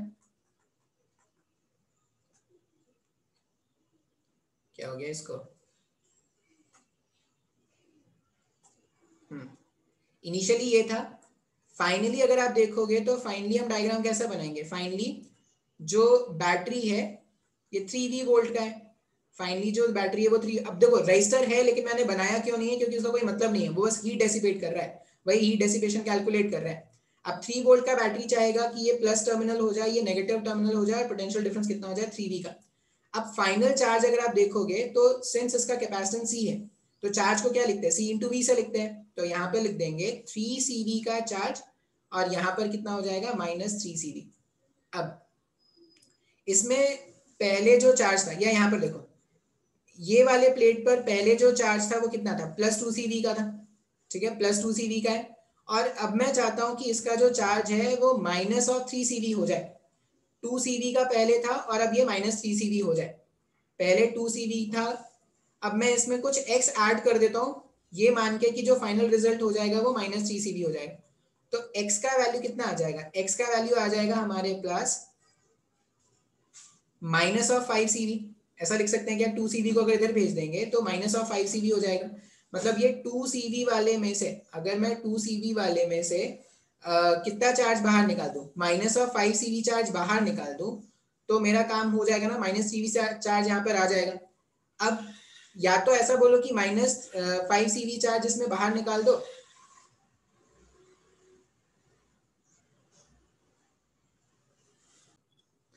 तो अगर आप देखोगे तो ये जो मेरे पास प्लेट था जिसपे 2CV का चार्ज था, अगर उसमें मैं -5CV का चार्ज ऐड कर दूं, 2CV में अगर मैं -5CV ऐड कर दूंगा तो -3CV आ जाएगा। या मैं ऐसा भी बोल सकता हूँ क्या, ये जो 2CV का चार्ज है इसमें से कुछ चार्ज अगर बाहर निकाल दे तब भी मेरे को -3CV मिल जाएगा। अब कितना चार्ज बाहर निकालना है वो कैसे लिखेंगे? चार्ज बाहर निकाल रहे हैं तो यहाँ पे नेगेटिव रख देंगे, तो 2CV + 3CV का वैल्यू जो है वो x के बराबर आ जाएगा। मतलब मैं ये भी बोल सकता हूँ कि ये जो प्लेट था जिसका चार्ज 2CV है, अगर उसमें से 5CV का चार्ज बाहर निकाल दिया जाए, पॉजिटिव चार्ज के बारे में ही बात करते हैं जनरली, 5CV का चार्ज बाहर निकाल दिया जाए तो इसका जो फाइनल चार्ज है वो -3CV का आ जाएगा। इसका मतलब बैटरी के थ्रू क्या होने वाला है, 5CV का चार्ज बाहर जाने वाला है। अब अगर बैटरी के थ्रू 5CV का चार्ज जाने वाला है तो मैं वर्क डन बाय बैटरी, अगर मैं लिखना चाहूँ वर्क डन बाय बैटरी, ये जो बैटरी है, बैटरी ने कितना काम किया वो अगर लिखना चाहता हूँ, देखो नेगेटिव से एंटर करके पॉजिटिव पे जा रहा है, मतलब वर्क डन बाय जो बैटरी है वो पॉजिटिव है, और वो कितना हो जाएगा 5CV × 3V, तो 15CV का स्क्वायर हो जाएगा। क्या सर मेरे को कुछ भी नहीं समझ में आया? अरे भाई साहब देखिए, पहले मैंने इसको जो कैपेसिटर का प्लेट था उसको हमने कनेक्ट करके छोड़ दिया था, किससे? एक 2V वोल्ट के बैटरी से हमने कनेक्ट करके छोड़ दिया था, तो उसके कारण इस वाले प्लेट का जो चार्ज था, इस वाले प्लेट का जो चार्ज था वो -2CV का था, और इस वाले प्लेट का चार्ज था +2CV का। अब इसको क्या करते हैं, ये जो कैपेसिटर है इसको कनेक्ट कर देते हैं 3 वोल्ट के बैटरी से, इस तरह से। अब जैसे ही आप 3 वोल्ट के बैटरी से कनेक्ट करो, 3 वोल्ट का बैटरी से इनिशियली का मतलब है t = 0, t = 0 पे मैंने इसको 3 वोल्ट के बैटरी से कनेक्ट कर दिया। तो ये बैटरी क्या चाहेगा, ये बैटरी चाहेगा कि जितना पोटेंशियल डिफरेंस मेरा है उतना ही पोटेंशियल डिफरेंस इस कैपेसिटर प्लेट्स का हो जाए स्टेडी स्टेट में। तो अगर ये 3V वोल्ट का है तो यहाँ पर भी 3V वोल्ट का आना चाहिए। अब अगर ये +3 है मतलब इसका चार्ज हो जाना चाहिए फाइनल में +3CV, ये -3V है मतलब यहाँ पे हो जाना चाहिए -3CV, मतलब यहाँ पे माइनस एंड है तो ये -3CV, यहाँ पे प्लस एंड है तो +3CV। अब अगर आप ध्यान से देखोगे तो ये जो मेरे पास प्लेट था इसका पहले चार्ज कितना है, इसका पहले चार्ज था +2CV, और मेरे को अब इसका चार्ज कितना चाहिए, -3CV का चार्ज चाहिए। -3CV का चार्ज तब आएगा जब आप इसमें से क्या करोगे, 5CV का चार्ज बाहर निकाल दोगे। अगर आपने इसमें से 5CV का चार्ज, इस वाले प्लेट में से 5CV का चार्ज बाहर निकाला, तो ये जो 5CV का चार्ज है वो बैटरी के थ्रू होते हुए क्या हो जाएगा, इस वाले प्लेट को चला जाएगा। यहाँ से हमने क्या बोला, 5CV का चार्ज बाहर निकाला और ये बैटरी के थ्रू होते हुए इसमें चला गया। अब -2CV पहले था, +5CV तुम उसमें ऐड कर दो तो +3CV हो जाएगा। क्या बात समझ में आ रहा है? अब वर्क डन बाय बैटरी क्या लिखते हैं, work done by battery, since negative वाले से या लोअर पोटेंशियल वाले से हायर पोटेंशियल पर जा रहा है तो work done by the battery positive होगा। अगर इसका उल्टा होता तो work done by the battery negative लिख देते। अब work done by the battery यहाँ पे कितना लिखते हैं, 15CV²। ठीक है, अच्छा। Final energy in the capacitor, final energy in the capacitor, capacitor ने फाइनली कितना एनर्जी स्टोर करके रखा है, अगर मेरे को ये जानना है तो क्या लिखते हैं, ½ Q² / C। अब फाइनली जो कैपेसिटर के पास चार्ज था वो कितना है, 3CV का है ना। फाइनली जो कैपेसिटर प्लेट्स में चार्ज है वो 3CV का है, तो यहाँ पे लिख देंगे 9C²V²/C। ये और ये कैंसिल कर देंगे अगर, तो ये कितना आ रहा है, 4.5CV² का आ गया। क्या ये फाइनल एनर्जी हो गया। उसी तरह इनिशियल एनर्जी भी फाइंड कर लेते हैं। अगर समझ में आ जाए तो सारे क्वेश्चन एक जैसे ही भाई साहब, और अगर नहीं समझ में आए तो सारे क्वेश्चन नए लगेंगे। Initial energy, initial energy in the capacitor, initial energy in the capacitor, ये जो कैपेसिटर है, कैपेसिटर ने इनिशियली कितना एनर्जी स्टोर करके रखा है अगर मेरे को वो जानना है, तो हाफ, इनिशियल कितना चार्ज था 2CV का, तो 4C²V², ½ 4C²V² C और ये कैंसिल, तो कितना आ जाएगा 2, तो ये हो जाएगा 2CV², 2CV²। अब हीट डेसिपेशन निकालना है, work done by battery positive है, हीट डेसिपेशन अगर मैं कैलकुलेट करूं, अभी सर्किट डायग्राम मैं रेज कर दे रहा हूं, अगर मैं कैलकुलेट करूं हीट डेसिपेशन, हीट डेसिपेशन, अगर हीट डेसिपेशन कैलकुलेट किया जाए तो वर्क डन बाय बैटरी कितना आ गया, 15CV², ये वर्क डन बाय बैटरी हो गया। फिर क्या कांदे, पता नहीं क्या बेचने आया भाई, कांदे ये लोग, अरे पता नहीं क्या बोल रहे हैं। सारे सब्जियों के, सारे सब्जियों के नाम, सारे फल के नाम वो एक जैसे ही बोलते हैं। पता नहीं क्या बेच रहे हैं भाई साहब। 15 CV स्क्वायर माइनस, ये बेच के ही जाएंगे सारे जो भी है। अब final energy in the capacitor अगर देखेंगे तो कितना था, अरे भैया नहीं लेना है भैया, जाओ भाई। और इनिशियल एनर्जी कितना है 2CV स्क्वायर। अगर आप इसको सिंप्लीफाई करोगे तो 15 CV स्क्वायर इधर हुआ, माइनस में 4.5 CV square minus 2 CV square, ये 2.5 CV स्क्वायर होगा। तो 15 में से 2.5 अगर माइनस करोगे ना तो 15 में से 2.5 हो जाएगा 12.5। ठीक है, तो 12.5 CV स्क्वायर, ये अपना आंसर है। सर मेरे को अभी भी नहीं समझ में आया। देखो अगर अभी भी नहीं समझ में आया तो फिर लेक्चर दोबारा देखो, और कुछ तो नहीं कर सकते। सिंपल सा काम है भाई। क्या करना है, तो पहले आपको देखना है कि इनिशियली कैपेसिटर के पास कितना चार्ज है। अब इनिशियली कैपेसिटर के पास कितना चार्ज है वो डिपेंड करेगा कि इनिशियली आपने कैपेसिटर को कनेक्ट करके रखा है या नहीं। ठीक है, अच्छा, एक बार आपको उसका इनिशियल चार्ज पता चल गया कैपेसिटर के, अब इनिशियल चार्ज मतलब पॉजिटिव प्लेट का चार्ज, अगर वो आपको पता चल गया तो आप क्या कर सकते हो, उसका इनिशियल एनर्जी जो स्टोर्ड है वो उसमें लिख सकते हो। फिर आप क्या ढूंढोगे, फिर आप ढूंढोगे work done by battery. Work done by battery ढूंढने के लिए आपको क्या करना पड़ेगा, फाइनल वोल्टेज देखना पड़ेगा कि आपने जिससे कनेक्ट किया है। फाइनल वोल्टेज देखो जिससे आपने कनेक्ट किया है, आप क्या करो फाइनल चार्ज का वैल्यू लिखो। फाइनल चार्ज का वैल्यू अगर आपने कैपेसिटर के प्लेट्स में लिख लिया मतलब फाइनल एनर्जी भी कैलकुलेट कर सकते हो। अब आपको इनिशियल जो चार्ज उसमें स्टोर था वो पता है, फाइनल जो चार्ज है उसमें वो पता है। अब आप ये देखो कि बैटरी के थ्रू कितना चार्ज मूव करेगा, और कोशिश करना पॉजिटिव चार्ज को मूव कराना है, पॉजिटिव चार्ज को मूव कराना। ठीक है, तो जितना पॉजिटिव चार्ज मूव करेगा उस हिसाब से हम वर्क डन बाय बैटरी लिख देंगे। अगर चार्ज पॉजिटिव हायर पोटेंशियल पर एंटर करके लोअर पोटेंशियल पे बाहर निकलेगा, इसका मतलब वर्क डन बाय बैटरी जो होगा वो होगा नेगेटिव। और अगर वो नेगेटिव से एंटर करके पॉजिटिव पे बाहर निकलेगा तो वर्क डन बाय बैटरी क्या हो जाएगा, पॉजिटिव। ठीक है, अब सारा वैल्यूज सब्स्टिट्यूट कर दो तो हीट डेसिपेशन का आंसर मिल जाएगा। तो इस तरह से हीट डेसिपेशन वाले क्वेश्चन सॉल्व करते हैं। ठीक है, अच्छा, अभी हमने क्या किया था, एक कैपेसिटर को एक बैटरी से कनेक्ट करके रखा था ना। अब इसी क्वेश्चन का जो नेक्स्ट टाइप होता है उसमें क्या करते हैं, कैपेसिटर को ही कैपेसिटर से कनेक्ट कर देते हैं। मतलब दो कैपेसिटर को अलग अलग से चार्ज कर देंगे। दो कैपेसिटर थे, दोनों को बैटरी से कनेक्ट कर दो, अलग अलग से चार्ज कर दो। जैसे क्वेश्चन कैसा है, मान लो एक कैपेसिटर है, इसको क्या कर दिया, एक V वोल्ट के बैटरी से कनेक्ट करके रखा है। ठीक है, और एक दूसरा ये मान लो कैपेसिटेंस है, इसका कितना कैपेसिटेंस है C1, और एक दूसरा कैपेसिटेंस है C2, इसको क्या किया है,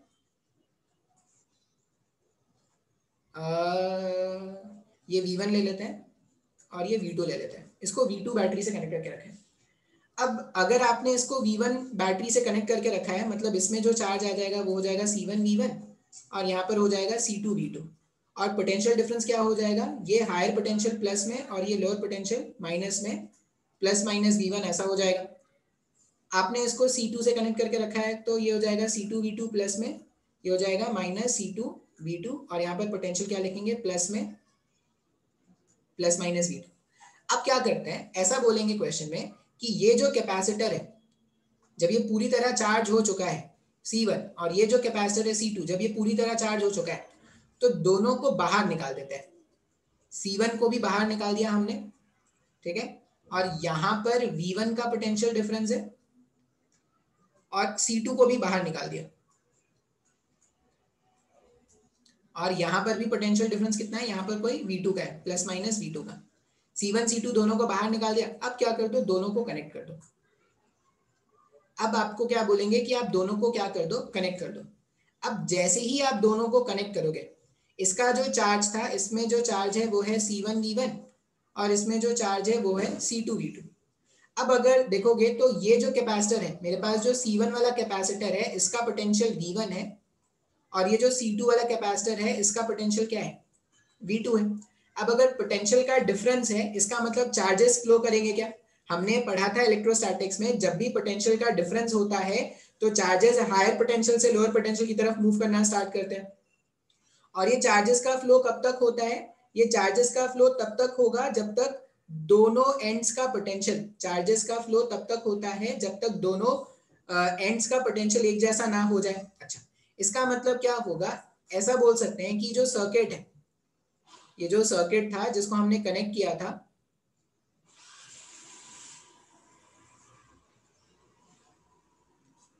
कैपेसिटेंस पे कोई फर्क नहीं पड़ेगा, ये अभी भी C1 है और ये अभी भी क्या है C2। लेकिन अगर ऐसा मान लिया जाए कि V1 का पोटेंशियल ज्यादा था V2 से, इनिशियली अगर ये मान लिया जाए कि V1 का पोटेंशियल V2 से ज्यादा है, तो C1 से क्या हो जाए, कुछ Q अमाउंट ऑफ चार्ज निकलेगा। अब C1 से अगर कुछ Q अमाउंट ऑफ चार्ज निकलेगा तो इसके पॉजिटिव प्लेट का चार्ज कितना हो जाएगा, C1 V1, Q amount of charge बाहर निकाल दो तो माइनस Q लिख देंगे क्या, इसके पॉजिटिव प्लेट का charge C1 V1 minus Q। एकदम ध्यान से समझना, कंसेप्चुअल है ये सब चीजें, ठीक है। अगर स्टार्टिंग के लेक्चर्स नहीं समझोगे तो बाकी के लेक्चर्स नहीं समझ में आने वाले। स्टार्टिंग का लेक्चर ही थोड़ा मुश्किल लगेगा, बाकी का लेक्चर आसान हो जाएगा अगर स्टार्टिंग के लेक्चर्स को याद कर लिया है तो। अभी तो भाई लोग अभी लेक्चर ही नहीं देख रहे। वो एक मीटिंग हुई थी, उसमें बोला कि व्यूज नहीं आते, तो सबने बोला कि नहीं सर अब आएंगे व्यूज। देख रहे हैं कितने व्यूज आ रहे हैं। मीटिंग के बाद से पहले अच्छे खासे व्यूज आ जाते थे, 100 के आसपास आ जाते थे एक लेक्चर में, अभी 30-35 दिख रहे हैं मेरे को 2 दिन में। कोई नहीं, देखते हैं। हमारे क्लास के लोग थोड़े बिजी हैं, वो नहीं देख पाते। मैंने क्या बोला कि अगर V1 का पोटेंशियल V2 से ज्यादा है तो ऐसा मान सकते हैं कि कोई तो Q amount of charge C1 V1 से बाहर निकला होगा, ठीक है। अब Q अमाउंट ऑफ चार्ज क्यों, क्योंकि ये हायर पोटेंशियल पर था तो इसी से मैंने चार्ज बाहर निकाल दिया। अब अगर Q अमाउंट ऑफ चार्ज से बाहर निकला तो C2 वाले कैपेसिटेंस में Q amount of charge enter कर रहे हैं, तो इसके पॉजिटिव प्लेट का चार्ज क्या लिख देंगे, C2 V2 प्लस Q लिख देंगे क्या, बिल्कुल। अच्छा, फिर इसका जो नेगेटिव प्लेट है उसमें से Q अमाउंट ऑफ चार्ज बाहर निकल रहा है। पहले इसमें चार्ज कितना था, पहले इसमें चार्ज था माइनस ऑफ C2 V2, अब उसमें माइनस Q और लिख देंगे क्या। माइनस Q और क्यों लिख रहे हैं, क्योंकि चार्ज Q बाहर निकल गया। इसमें जब Q चार्ज एंटर करेगा, पहले इसमें चार्ज कितना था, पहले इसका चार्ज था C1 V1 नेगेटिव में, पहले इसका चार्ज था C1 V1 नेगेटिव में, अब ये प्लस Q और एंटर कर गया क्या। तो मैंने इस तरह से क्या कर दिया, चार्ज डिस्ट्रीब्यूशन कर दिया। मैंने ये बोला कि चार्ज मूव करना स्टार्ट करेंगे हायर पोटेंशियल V1 से लोअर पोटेंशियल V2 तक। अब चार्जेस कब तक मूव करेंगे, जब तक दोनों पॉइंट्स का पोटेंशियल सेम नहीं हो जाता, ठीक है। मतलब इसका जो पोटेंशियल है और इसका जो पोटेंशियल है दोनों सेम हो जाएगा, तब क्या हो जाएगा, चार्जेस का फ्लो होना बंद हो जाएगा। मतलब ऐसा मान लो कि ये प्लस माइनस V हो गया और ये भी प्लस माइनस V हो गया। पहले V1 V2 था, अभी ये प्लस माइनस V और ये भी प्लस माइनस V हो गया। तो जब तक दोनों का पोटेंशियल सेम नहीं हो जाता तब तक चार्जेस फ्लो करते क्या। अच्छा, अब अगर मैं बोलूं कि दोनों का पोटेंशियल सेम हो गया, ठीक है, अगर मैं अब बोलूं कि दोनों का पोटेंशियल सेम हो गया है, तो मैं ऐसा भी लिख सकता हूं क्या, ध्यान से देखना। तो यहां पर इसका पोटेंशियल है माइनस, देखो लूप से अगर मैं लिखना स्टार्ट करूं, मान लो मैं इस वाले पॉइंट से लिखना स्टार्ट करूं, तो ये क्या है, ये प्लस V है ना। अगर मेरे को लिखना है,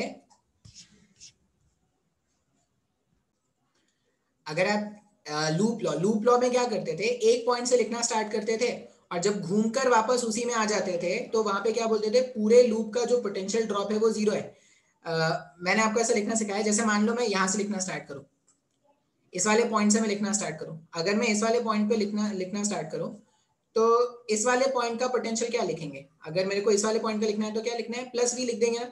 इस वाले पॉइंट का पोटेंशियल क्या लिख दिया, प्लस V, ठीक है। अच्छा, अब यहां से घूमना स्टार्ट करेंगे, कैपेसिटेंस के पॉजिटिव वाले से नेगेटिव वाले प्लेट की तरफ चले गए, मतलब पोटेंशियल का ड्रॉप हो जाएगा, कितने का ड्रॉप हो जाएगा, माइनस V का ड्रॉप हो जाएगा, ठीक है। प्लस V से घूमकर आए, अब यहां पर जब आएंगे तो क्या हो गया, मैंने सारे एलिमेंट्स क्लोज कर लिए ना, मतलब सारे एलिमेंट्स जो थे सारे पोटेंशियल ड्रॉप, यहां का मैंने पोटेंशियल प्लस V लिख दिया, ठीक है। अब यहां से लिखना स्टार्ट किया, यहां से यहां जाने पे जो ड्रॉप हुआ माइनस V का लिख दिया, सारे ड्रॉप का वैल्यू 0 हो जाएगा, इसका मतलब V इक्वल्स टू V लिख सकते हैं। अच्छा, अब V का एक्चुअल मतलब क्या है, अगर मैं इसके लिए लिखूं V का मतलब, पहले वाले कैपेसिटर C1 के लिए अगर मैं V का मतलब लिखूं, तो हम जानते हैं कि जो पोटेंशियल होता है वो क्या होता है, Q अपॉन C होता है क्या। पहले वाले प्लेट का जो चार्ज है वो कितना है, C1 V1 minus Q divided by capacitance C1 है, और दूसरे वाले के लिए अगर मैं लिखूंगा तो वो क्या हो जाएगा, दूसरे वाले का पॉजिटिव प्लेट का चार्ज कितना था, C2 V2 plus Q divided by C2 लिखा जा सकता है इस तरह से, बिल्कुल। अच्छा, अब अगर मैं ये C2 वाले टर्म को उधर भेज दूं, C1 वाले टर्म को इधर भेज दूं, तो C2 C1 V1 minus C2 Q equals to C2 V2 C1 plus C1Q, ऐसा लिख सकते हैं, ठीक है। अब इसमें अननोन क्या है, Q का वैल्यू अननोन है, कितना चार्ज बाहर निकला वही तो कैलकुलेट करना है। तो यहाँ पर ऐसा लिख दो, देखो ये C2 C1 कॉमन निकाल दिया, तो यहाँ पर आ जाएगा V1 minus V2 equals to, ये आ जाएगा, ये C2Q वाले टर्म अगर इधर भेज दिया जाए तो ये हो जाएगा C1 प्लस C2। मतलब जो चार्ज है, चार्ज का वैल्यू कितना आ जाएगा, Q का वैल्यू आ जाएगा C2 C1 V1 minus V2 divided by C1 plus C2। अब बोलोगे सर ये क्या बवासीर बना दिया होगा, क्या बता रहे हो सर, कुछ समझ में नहीं आ रहा है। अभी तुमको लग रहा होगा कि बहुत मुश्किल है, लेकिन एकदम ध्यान से समझोगे ना तो बेसिक जो सर्किट में आप यूज करते थे ना कंसेप्ट वही है। हमने क्या बोला, हमने जब स्टार्ट किया था तो हमने बोला कि मैंने दो कैपेसिटर्स लिए हैं, एक C1 और एक C2।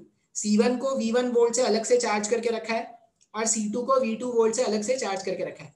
अब दोनों को क्या कर रहे हैं, कनेक्ट कर दे रहे हैं।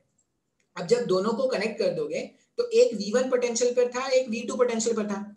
और अगर मैंने ऐसा बोल दिया कि V1 का पोटेंशियल जो है वो V2 से ज्यादा है, अगर V1 का पोटेंशियल ज्यादा है इसका मतलब क्या होगा, चार्जेस फ्लो करना स्टार्ट करेंगे। अच्छा, चार्जेस कब तक फ्लो करते हैं, चार्जेस तब तक फ्लो करते हैं जब तक नेट पोटेंशियल क्या हो जाए, दोनों कैपेसिटर्स के अक्रॉस सेम ना हो जाए। इसका मतलब फाइनली क्या हो जाएगा, ये जो मेरे पास कैपेसिटर है C1 जो कैपेसिटर है उसके अक्रॉस भी पोटेंशियल ड्रॉप V का हो जाएगा और C2 जो कैपेसिटर उसके अक्रॉस भी पोटेंशियल ड्रॉप V का हो जाएगा। अब लूप लॉ से लिखना स्टार्ट करते हैं। लूप लॉ का मतलब होता है कि पूरे लूप में घूम के सारे ड्रॉप्स का सम फाइंड कर लो, सारे ड्रॉप्स का सम जो होगा उसको जीरो से इक्वेट कर दो, ठीक है। तो अगर मैं इस वाले पॉइंट से लिखना स्टार्ट करूं, ठीक है, या इधर से लिखना स्टार्ट करते हैं इस वाले पॉइंट से, ठीक है, वो ज्यादा अच्छा रहेगा। मान लो ये पॉइंट ए है, पॉइंट ए से लिखना स्टार्ट कर रहे हैं अगर, ठीक है। तो यहां से यहां गए तो आप क्या करो, नेगेटिव वाले से पॉजिटिव वाले की तरफ जा रहे हो क्या, नेगेटिव पोटेंशियल से पॉजिटिव टर्मिनल की तरफ जाएंगे तो पोटेंशियल इंक्रीज हुआ, कितने से इंक्रीज हुआ, तो प्लस V मैंने लिख दिया। इस वाले एंड से मैंने लिखना स्टार्ट किया, नेगेटिव वाले से पॉजिटिव वाले की तरफ गए तो प्लस V लिख दिया। फिर घूम के जब आएंगे पॉजिटिव वाले से नेगेटिव वाले में तो पोटेंशियल डिक्रीज हो गया तो माइनस V लिख दिया। अब घूमकर वापस वहीं पर आ गए तो नेट ड्रॉप कितना हो गया, जीरो का। पूरे लूप में जो नेट ड्रॉप होता है वो जीरो का होता है। इसका मतलब V इक्वल्स टू V, बिल्कुल सही स्टेटमेंट है, V इक्वल्स टू V। अब V का क्या करोगे, आप अलग अलग वैल्यू लिख दो। तो कैपेसिटेंस C1 के लिए जब आप V का वैल्यू लिखोगे तो क्या लिखोगे, इसके पॉजिटिव प्लेट का चार्ज डिवाइडेड बाय इसका कैपेसिटेंस। तो पॉजिटिव प्लेट का चार्ज कितना है, C1 V1 minus Q divided by C1। Negative plate का चार्ज कितना है, C2 V2 plus Q divided by C2 वाले प्लेट का, C2 जो मेरे पास कैपेसिटर है उसके पॉजिटिव प्लेट का चार्ज कितना है, C2 V2 प्लस Q, क्योंकि इसमें प्लस Q चार्ज ऐसे एंटर कर रहा था, पहले इसमें C2 V2 था, अब ये कितना हो जाएगा, C2 V2 प्लस Q हो जाएगा डिवाइडेड बाय C2। इसको सिंप्लीफाई करोगे तो Q का वैल्यू मिल जाएगा क्या, और एक बार Q का वैल्यू मिल गया, एक बार Q का वैल्यू मिल जाएगा तो V का वैल्यू भी मिल जाएगा ना। अगर मैं इसमें Q का वैल्यू सब्स्टिट्यूट कर दूंगा तो V का वैल्यू भी आ जाएगा। बोलेगा सर कुछ भी नहीं समझ में आ रहा है, ऐसे शायद मुश्किल लगे, लेकिन जब मैं इसको न्यूमेरिकल में सॉल्व कराऊंगा ना तो थोड़ा आसान हो जाएगा। एक क्वेश्चन सॉल्व करके देखते हैं, जो मैंने कंसेप्ट समझाया है उसको एक क्वेश्चन में सॉल्व करके देखते हैं। मान लो ऐसा बोल रहे हैं कि एक कैपेसिटर है जिसका कैपेसिटेंस है 2C का, और इसको क्या किया था, प्लस माइनस 4 वोल्ट के बैटरी से पहले कनेक्ट करके रखा था, ठीक है। फिर क्या करते हैं, एक दूसरा कैपेसिटर लेते हैं, एक दूसरा कैपेसिटर ले लो, मान लो ये कितना है, ये मेरे पास क्या बोलते हैं इसको, 3C का एक कैपेसिटर है, और इसका मान लेते हैं, इसको मैंने माइनस और प्लस 4 वोल्ट इस तरह से कनेक्ट करके रखा है।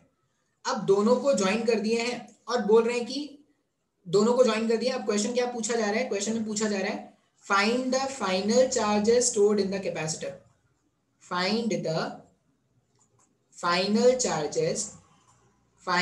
final charges stored in the capacitor।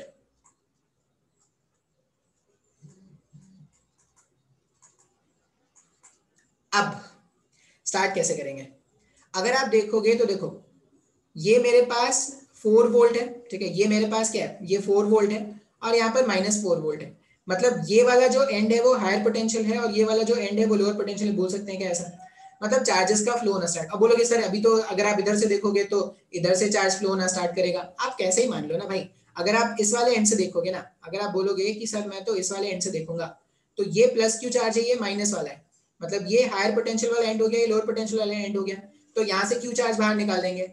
या अगर आप यहाँ पे प्लस क्यू देखोगे और यहाँ पे माइनस देखोगे तो क्या बोल देते हैं, यहाँ से कुछ चार्ज बाहर निकलता है, ठीक है। तो मान लो ऐसा मानते हैं कि कुछ तो क्यू अमाउंट ऑफ चार्ज बाहर निकला। अच्छा, इनिशियली क्या था, इनिशियली अगर बात किया जाए तो इनिशियली इस वाले प्लेट का चार्ज कितना है, इस वाले प्लेट का चार्ज है हमारे पास 8 CV, और इनिशियली इस वाले प्लेट का चार्ज कितना है, इस वाले प्लेट का चार्ज हो जाएगा माइनस ऑफ 8 CV, लिख सकते हैं ना। इस वाले प्लेट का चार्ज मैंने लिखा 8 CV और इस वाले प्लेट का चार्ज मैंने लिख दिया माइनस CV, माइनस 8 CV। अच्छा, इसका इनिशियल चार्ज कितना था, 4 into 3 मतलब ये हो जाएगा माइनस 12 CV और ये हो जाएगा प्लस 12 CV। अब अगर क्यू अमाउंट ऑफ चार्ज बाहर निकलना स्टार्ट करेगा, इस 8 CV में से अगर मैंने क्यू अमाउंट ऑफ चार्ज बाहर निकाला, तो अब जो बचा हुआ चार्ज है वो कितना है, 8 CV माइनस क्यू का है क्या। अगर पहले 8 CV था, उसमें से क्यू अमाउंट ऑफ चार्ज बाहर निकला, तो अब मेरे को नहीं पता कि इसमें से क्यू बाहर निकला या किस में से बाहर निकला है, मेरे को नहीं पता, मैं किसी से भी मान लूंगा ना। अगर मेरा अजम्पशन गलत हो जाए तो क्यू का वैल्यू ऑटोमेटिकली नेगेटिव आ जाएगा, ठीक है। मैं देख लेता हूँ सॉल्व करके। अगर मैंने बोला कि इसमें से क्यू अमाउंट ऑफ चार्ज बाहर निकला, तो इसमें चार्ज कितना हो जाएगा, 8 CV पहले था, उसमें से क्यू बाहर निकाल दो। अच्छा, इसमें Q amount of charge enter करेगा, मतलब माइनस 12 CV पहले से था, प्लस क्यू उसमें और हो जाएगा क्योंकि एंटर कर रहा है। इसमें प्लस 2 CV था और माइनस क्यू क्या हो रहा है, इसमें से बाहर निकल रहा है, और इसमें क्या करेगा, क्यू चार्ज एंटर करेगा। तो 8 CV पहले से था माइनस में, अब इसमें क्या कर दो, प्लस क्यू आप ऐड कर दो, ठीक है। और ये जो चार्ज का फ्लो है वो कब तक होना है, ये चार्ज का फ्लो तब तक होना है जब तक इसका पोटेंशियल डिफरेंस और इसका पोटेंशियल डिफरेंस सेम ना हो जाए। तो मैं फिर से क्या लिख दूंगा, V इक्वल्स टू V लिख देते हैं क्या, इसका भी पोटेंशियल, इसका पोटेंशियल जो V होगा वही इसका पोटेंशियल V होना चाहिए। अच्छा, इसके लिए अगर आप पोटेंशियल लिखोगे, तो जब भी पोटेंशियल लिखना है तो चार्ज अपॉन C का वैल्यू, और चार्ज मतलब charge on the positive plate, इसका पॉजिटिव प्लेट है, इसका पॉजिटिव प्लेट था 8 CV माइनस क्यू, तो यहां पर लिख देते हैं 8 CV minus Q divided by इसका जो कैपेसिटेंस है, इसका जो कैपेसिटेंस है, कैपेसिटेंस का वैल्यू 2C का है, वो लिख दिया मैंने। इसमें अगर देखोगे तो इसके पॉजिटिव प्लेट पर चार्ज कितना है, इसके पॉजिटिव प्लेट पर चार्ज है 12 CV minus Q divided by इसका कैपेसिटेंस कितना है 3C का। सर मेरे को नहीं समझ में आया, अरे वही लिखा यार, लूप लॉ से लिखा। देखो यहाँ से लिखना स्टार्ट करो, इस वाले पॉइंट से यहाँ जाओगे तो पोटेंशियल क्या, फाइनली तो यहाँ का पोटेंशियल जितना है उतना ही पोटेंशियल यहाँ का भी होगा। तो यहाँ से यहाँ अगर लिख दोगे तो वो क्या हो जाएगा, V प्लस में, मैंने ऐसा लिख दिया। फाइनल अगर मैं लिखूं तो फाइनल में क्या बोल रहा हूँ कि फाइनल ये प्लस माइनस V हो गया, ये भी प्लस माइनस V हो गया, ठीक है। अब अगर आप लिखना स्टार्ट करोगे, यहाँ से यहाँ जाओगे तो प्लस V, और यहाँ से यहाँ जाओगे तो माइनस V इक्वल्स टू 0, तो V इक्वल्स टू V लिख देते हैं। इस वाले प्लेट के लिए अगर आप V का वैल्यू लिखोगे तो आप क्या लिख दोगे, 8 CV minus Q divided by 2C, और सेकंड वाले कैपेसिटर के लिए लिखोगे तो क्या लिखेंगे, 12 CV minus Q divided by 3C। C से C को गायब कर दो, ठीक है, क्रॉस मल्टीप्लीकेशन कर देते हैं। 24 CV minus 3Q equals to 24 CV minus of 2Q, ऐसा कुछ आ रहा है क्या। अब ये 24 CV और ये 24 CV को हम क्या कर सकते हैं, गायब कर सकते हैं। अगर ये 24 CV है, कैलकुलेशन सही है ना, 12 CV माइनस Q, हाँ सही लग रहा है। अब 24 CV माइनस 3Q, एक बार देख लेते हैं यार कैलकुलेशन, यहाँ पे थोड़ा मिस्टेक हो गया। थोड़ा मिस्टेक क्या हुआ है, देखो फाइनली अगर आप देखोगे तो ये प्लस हो गया, ये माइनस हो गया ना, मतलब ये वाला प्लेट का पोटेंशियल प्लस है और ये वाले प्लेट का पोटेंशियल माइनस है। तो जो पॉजिटिव प्लेट होता है, पॉजिटिव प्लेट का अपने को चार्ज लिखना होता है, तो इसके पॉजिटिव प्लेट का चार्ज कितना है, इसके पॉजिटिव प्लेट का चार्ज है माइनस 2 CV प्लस क्यू, तो यहाँ पे होना चाहिए, सॉरी ये 12 CV minus 12 CV plus Q, ये वैल्यू होना चाहिए। तो ये माइनस 12 CV और यहाँ पर आ जाएगा प्लस क्यू। बात समझ में आ रहा है। पहले ये वाला प्लेट पॉजिटिव था, पहले ये वाला प्लेट पॉजिटिव था, लेकिन जब चार्ज का ट्रांसफर होगा उसके बाद क्या हो जाएगा, ये वाला प्लेट पॉजिटिव हो जाएगा, ये वाला प्लेट नेगेटिव हो जाएगा। बोलोगे सर आपको कैसे पता? क्योंकि फाइनली क्या होना है, जितना पोटेंशियल इसके और इसके बीच में है उतना ही पोटेंशियल इसके और इसके बीच में भी होना चाहिए, पोटेंशियल डिफरेंस। तो अगर इसके बीच में पोटेंशियल डिफरेंस वी का है तो इसके बीच में पोटेंशियल डिफरेंस वी का होना चाहिए।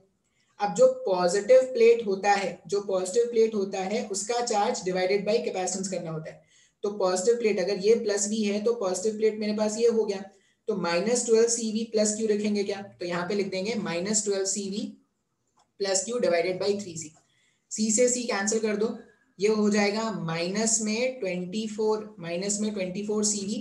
ठीक है, इसको थोड़ा सा सही कर लेते हैं, तो मिस्टेक हो जाता, अभी दिक्कत हो जाता। हाँ, ये मेरे पास हो जाएगा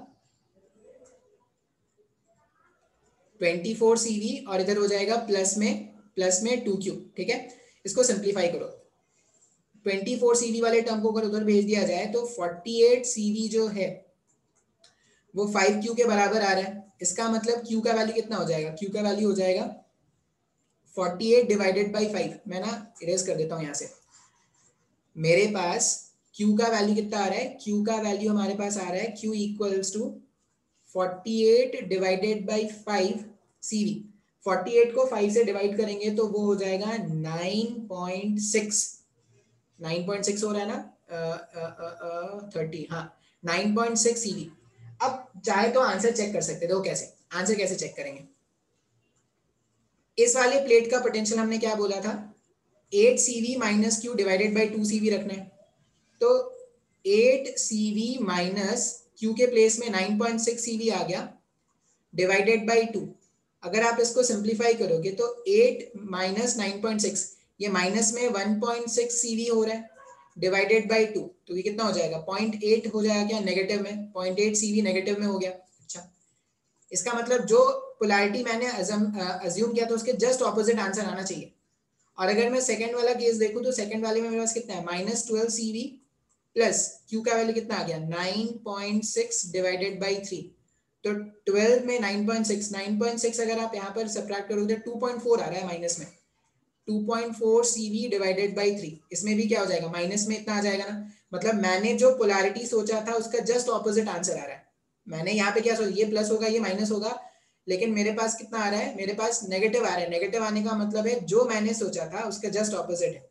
या अगर आप ये Q का वैल्यू आ गया मेरे पास कितना 9.6CV, Q का वैल्यू मेरे पास 9.6CV आ गया, मैंने Q का वैल्यू पुट किया तो जो पोटेंशियल आ रहा है वो नेगेटिव में आ रहा है। पोटेंशियल नेगेटिव में आने का मतलब जैसा मैंने सोचा था उसके जस्ट ऑपोजिट आंसर होना चाहिए।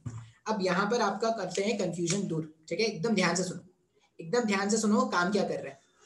जब भी ऐसे क्वेश्चन आएंगे, जैसे क्वेश्चन में क्या है, स्टार्टिंग में क्वेश्चन में उन्होंने क्या बोला था, पीछे जाते हैं अगर पीछे जाने का ऑप्शन हो तो, पीछे लेके आता हूँ फिर मैं आपको बताता हूँ।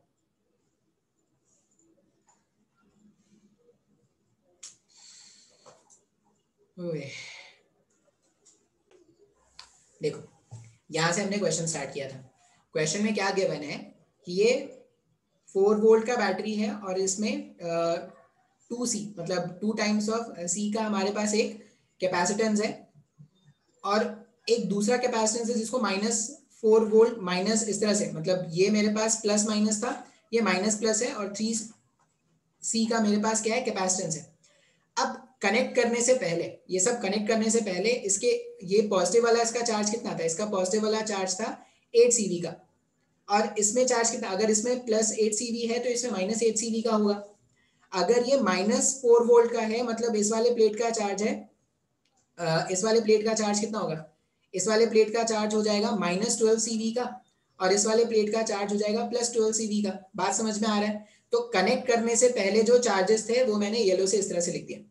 अब बोलोगे कि सर इसका पोटेंशियल कितना है, इसका पोटेंशियल यहाँ पर कितना है, इसका पोटेंशियल है +4, इसका पोटेंशियल है -4।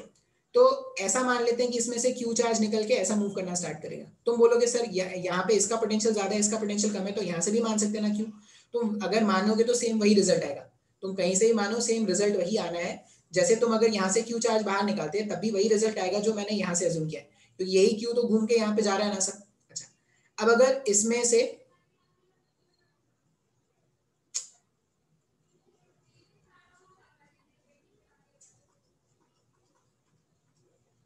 देखो अगर इसमें से क्यू अमाउंट ऑफ चार्ज बाहर निकला, ये वाले प्लेट में से क्यू अमाउंट ऑफ चार्ज बाहर निकला, मेरे को नहीं पता था कि मैंने सही अजम्पशन लिया या गलत, वो ऑटोमेटिकली आपको समझ में आ जाएगा। क्यू अमाउंट ऑफ चार्ज बाहर निकला, पहले 8 सीवी था, तो अब चार्ज कितना बचेगा, 8 सीवी माइनस क्यू का चार्ज बचेगा। ठीक है, हमें बस इतना ध्यान रखना है कि चार्जेस का फ्लो तब तक होता है जब तक दोनों का पोटेंशियल क्या हो जाए, सेम ना हो जाए। इसमें माइनस क्यू चार्ज बाहर निकला तो 8 सीवी माइनस क्यू का फाइनल चार्ज लिख दिया। फिर अगर आप देखोगे तो जो नेक्स्ट वाला प्लेट है मेरे पास, पहले -12 सीवी का चार्ज था, अब इसमें प्लस क्यू का चार्ज अगर एंटर कर रहा है तो क्या हो जाएगा, -2 सीवी प्लस क्यू हो जाएगा, इसमें प्लस क्यू का चार्ज एंटर किया। फिर ये जो प्लेट है, जो पॉजिटिव चार्ज, जो पॉजिटिव पोटेंशियल वाला जो प्लेट है या हाई पोटेंशियल वाला जो प्लेट है, पहले उसमें 12 सीवी था, इसमें Q amount of charge enter करके इस वाले प्लेट में एंटर करके इससे बाहर निकल रहा है, तो पहले 12 सीवी था, अब माइनस क्यू हो जाएगा, तो माइनस क्यू लिख दिया। और फाइनली अगर आप देखोगे तो फाइनल प्लेट का चार्ज क्या लिख दिया, इसमें पहले -8 सीवी का था, अब अगर प्लस क्यू एंटर करा देंगे तो -8 सीवी प्लस क्यू हो गया। तो मैंने क्या कर दिया, जो नया चार्ज डिस्ट्रीब्यूशन होता सेम पोटेंशियल होने के बाद वो मैंने लिख दिया। सेम पोटेंशियल हो गया मतलब जितना पोटेंशियल का ड्रॉप यहाँ पर है उतना ही पोटेंशियल का ड्रॉप यहाँ पर है। सेम पोटेंशियल होने के लिए मैंने बोल दिया कि कोई तो क्यू अमाउंट ऑफ चार्ज का ट्रांसफर हो रहा होगा, मैंने अपने मन से मान के लिख दिया। ठीक है, तो पहले का चार्ज डिस्ट्रीब्यूशन और ये नया charge distribution in terms of Q. अब मुझे क्यू का वैल्यू कैलकुलेट करना है, तो क्यू का वैल्यू कैसे कैलकुलेट करेंगे, तो मैंने क्या बोला कि क्यू का वैल्यू कैलकुलेट करने के लिए यहां से यहां का पोटेंशियल ड्रॉप, ठीक है, यहां से यहां का पोटेंशियल ड्रॉप और यहां से यहां का पोटेंशियल ड्रॉप ये सेम हो जाना चाहिए। तो यहां से यहां का पोटेंशियल ड्रॉप मैंने v मान लिया और यहां से यहां का भी पोटेंशियल ड्रॉप मैंने v मान लिया। ठीक है, तो मैंने v इक्वल्स टू v लिख दिया, या ऐसा समझ लो जितना पोटेंशियल ड्रॉप इसके थ्रू हुआ है उतना ही पोटेंशियल जो होगा वो इसके थ्रू भी हो जाना चाहिए, पोटेंशियल ड्रॉप इस कैपेसिटर के थ्रू भी हो जाना चाहिए। अब अगर वैल्यूज लिखना स्टार्ट करेंगे,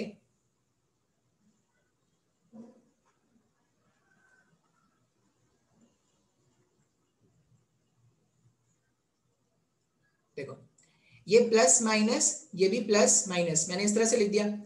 अब अगर मैंने प्लस माइनस इस तरह से बता दिया है, अब देखो इसका पॉजिटिव प्लेट का जो चार्ज है वो कितना है, 8 CV minus Q divided by capacitance कितना, 2c, मैंने वो लिख दिया 8 CV minus Q divided by 2c। इसका पॉजिटिव प्लेट का चार्ज कितना है, -12 सी प्लस क्यू, ये मिस्टेक हो गया था यहाँ पे -12 सीवी प्लस क्यू होना चाहिए डिवाइडेड बाय 3c। अब काम क्या करना है, बस सॉल्व कर देना है। यहाँ पे वो नेगेटिव आ रहा था तो उसको मैंने सिंप्लीफाई किया करेक्शन करने के बाद। अब करेक्शन करने के बाद मैंने क्या किया, सिंप्लीफाई कर देते हैं। सिंप्लीफाई करने के बाद देखो वैल्यू आ जाएगा क्यू का, तो मेरे पास क्यू का वैल्यू कितना आ गया, 9.6। ठीक है, मतलब इसमें से कितना चार्ज निकलना था मैंने वो कैलकुलेट कर लिया। आपको ऐसे ही ध्यान रखना है, आपको बस ये याद रखना है कि जितना पोटेंशियल इसका हो गया फाइनली उतना ही पोटेंशियल इसका भी हो जाना है फाइनली। तो मैंने जो बता दिया चार्ज कितना आ गया, 9.6 का चार्ज आ गया, बिल्कुल सर 9.6 का चार्ज आ गया। एक बार अगर मेरे को चार्ज का वैल्यू मिल जाएगा तो इसके अबाउट जो पोटेंशियल ड्रॉप होगा वो भी तो लिख सकते हैं। कैसे लिख देंगे, यहाँ पर 8 सीवी माइनस 9.6 कर दो, 8 सीवी माइनस 9.6 सीवी कर देंगे, ये सीवी भी होना चाहिए था, हट जा।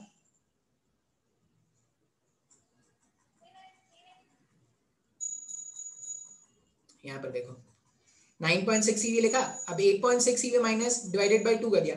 नेगेटिव आ रहा है, इसका मतलब क्या है, मैंने जो पोलैरिटी सोच रखा होगा उसके जस्ट ऑपोजिट होगा। क्या मैंने क्या सोच रखा है, यहाँ पे पॉजिटिव होना चाहिए था, यहाँ पे नेगेटिव होना चाहिए था, फाइनल आंसर जो होगा वो यहाँ पर नेगेटिव होगा, यहाँ पर पॉजिटिव होगा, उसी तरह यहाँ पर नेगेटिव और यहाँ पर पॉजिटिव होगा।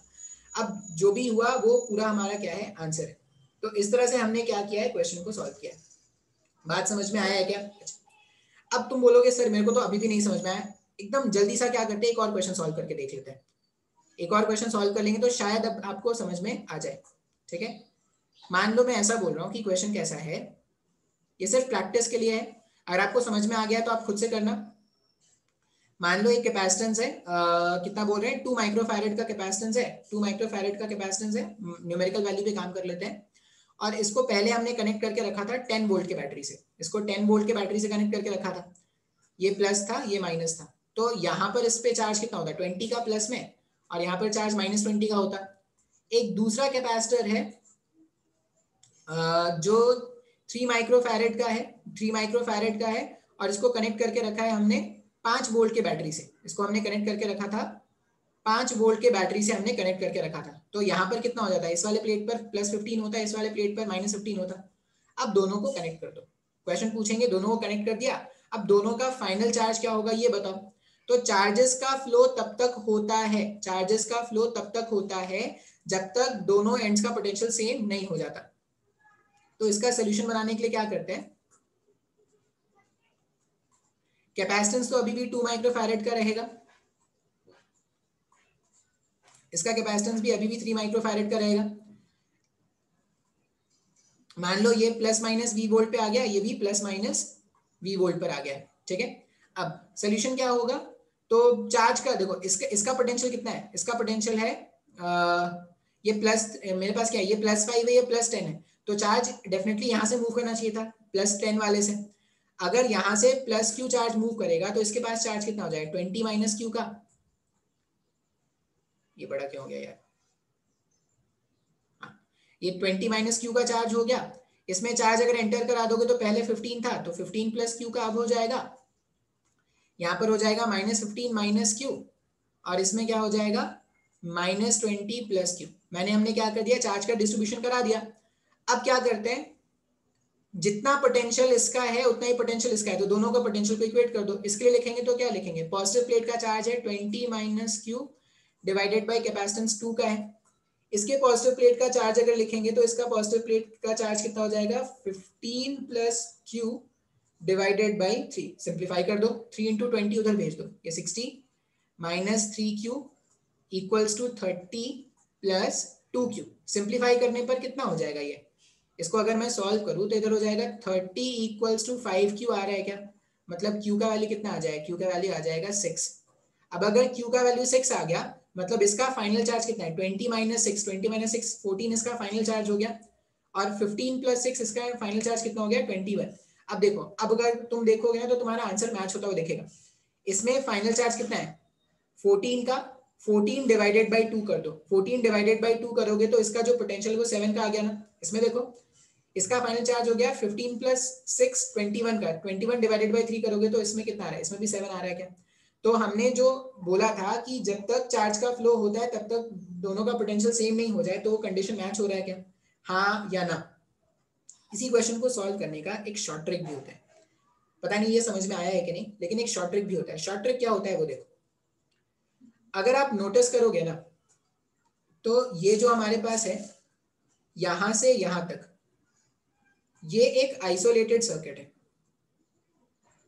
या ऐसा बोल सकते हैं कि ये जो मैंने रेड से बनाया डॉटेड रेड से, इसका कनेक्शन उधर से कुछ है क्या, नहीं। मतलब जो भी चार्ज है, अब एक आइसोलेटेड सिस्टम का चार्ज हमेशा कंजर्व रहता है। हम क्या जानते हैं कि आइसोलेटेड सिस्टम का चार्ज हमेशा कंजर्व रहता है, मतलब इस वाले सेक्शन का जो चार्ज पहले था डिस्ट्रीब्यूशन के बाद भी वही होगा। अब देखो इसका नेट चार्ज कितना है, यहाँ पर 20 है, यहाँ पर 15 है, तो इनिशियली जो नेट चार्ज था वो कितना था, 20 + 15 का नेट चार्ज है। अब फाइनली जो नेट चार्ज होना चाहिए वो भी 20 + 15 के बराबर होना चाहिए। अब मेरे को फाइनल बस इतना पता है कि इसका पोटेंशियल V है, इसका पोटेंशियल V है और इसका कैपेसिटेंस 2 है, तो इस वाले का चार्ज लिख देंगे 2V का, और ये जो है हमारे पास सेकंड वाला कैपेसिटर है इसका पोटेंशियल है V का, और इसमें जो कैपेसिटेंस है वो 3 का है, कैपेसिटेंस 3 का है तो उसमें क्या लिख देंगे +3V का लिख देंगे। तो 35 जो है वो 5 वोल्ट के इक्वल आ गया क्या, तो V का वैल्यू 7 आ जाएगा, यही तो आना चाहिए था। एक बार V का वैल्यू 7 आ गया तो इसका नेट चार्ज भी तो निकाल सकते हैं ना। V का वैल्यू 7 आ गया मतलब 7 × 2 14, तो इस वाले प्लेट का चार्ज 14, इसका 7 आ गया तो 7 × 3 21। तो शॉर्ट ट्रिक से ही मैंने सॉल्व करने का बताया। शॉर्ट ट्रिक में क्या करना है, किसी एक एंड को पकड़ लो, किसी एक एंड को पकड़ लो और उसका नेट चार्ज कंजर्व कर दो। पहले जो चार्ज था वो इस वाले प्लेट में 20 का था, इस वाले प्लेट में 15 का था। 20 + 15 35 का नेट चार्ज था कनेक्ट करने से पहले, मतलब कनेक्ट करने के बाद भी जो चार्ज होगा वो कितना होना चाहिए था, 35 का होना चाहिए था। अब इसका पोटेंशियल V का है, कैपेसिटेंस 2 का है, तो चार्ज क्या लिखते हैं C × V से, तो 2 × V लिख देंगे इसके लिए। इसका कैपेसिटेंस 3 और पोटेंशियल V, तो 3 × V लिख देंगे, तो 2V + 3V 5V जो है वो 35 के बराबर हो गया, तो V का वैल्यू कितना हो जाएगा 7। ये हमारा क्या है आंसर। तो आज मैंने जो क्वेश्चंस कराए हैं थोड़े मुश्किल लगेंगे, थोड़े क्या बहुत मुश्किल लगेंगे स्टार्टिंग में, तो एकदम अभी प्रैक्टिस कुछ भी नहीं करना है, जितना मैंने लेक्चर में बताया है ना वही सब देखना है। प्रैक्टिस में तब करूंगा मैं क्वेश्चंस प्रैक्टिस करने को आपको बताऊंगा तब करना, अभी जो बताया है बस उसको ध्यान से देख लेना, हो सके तो लेक्चर याद कर लेना किस तरह से मैंने बताया है। ठीक है, चलो इतना ही रहने देते हैं।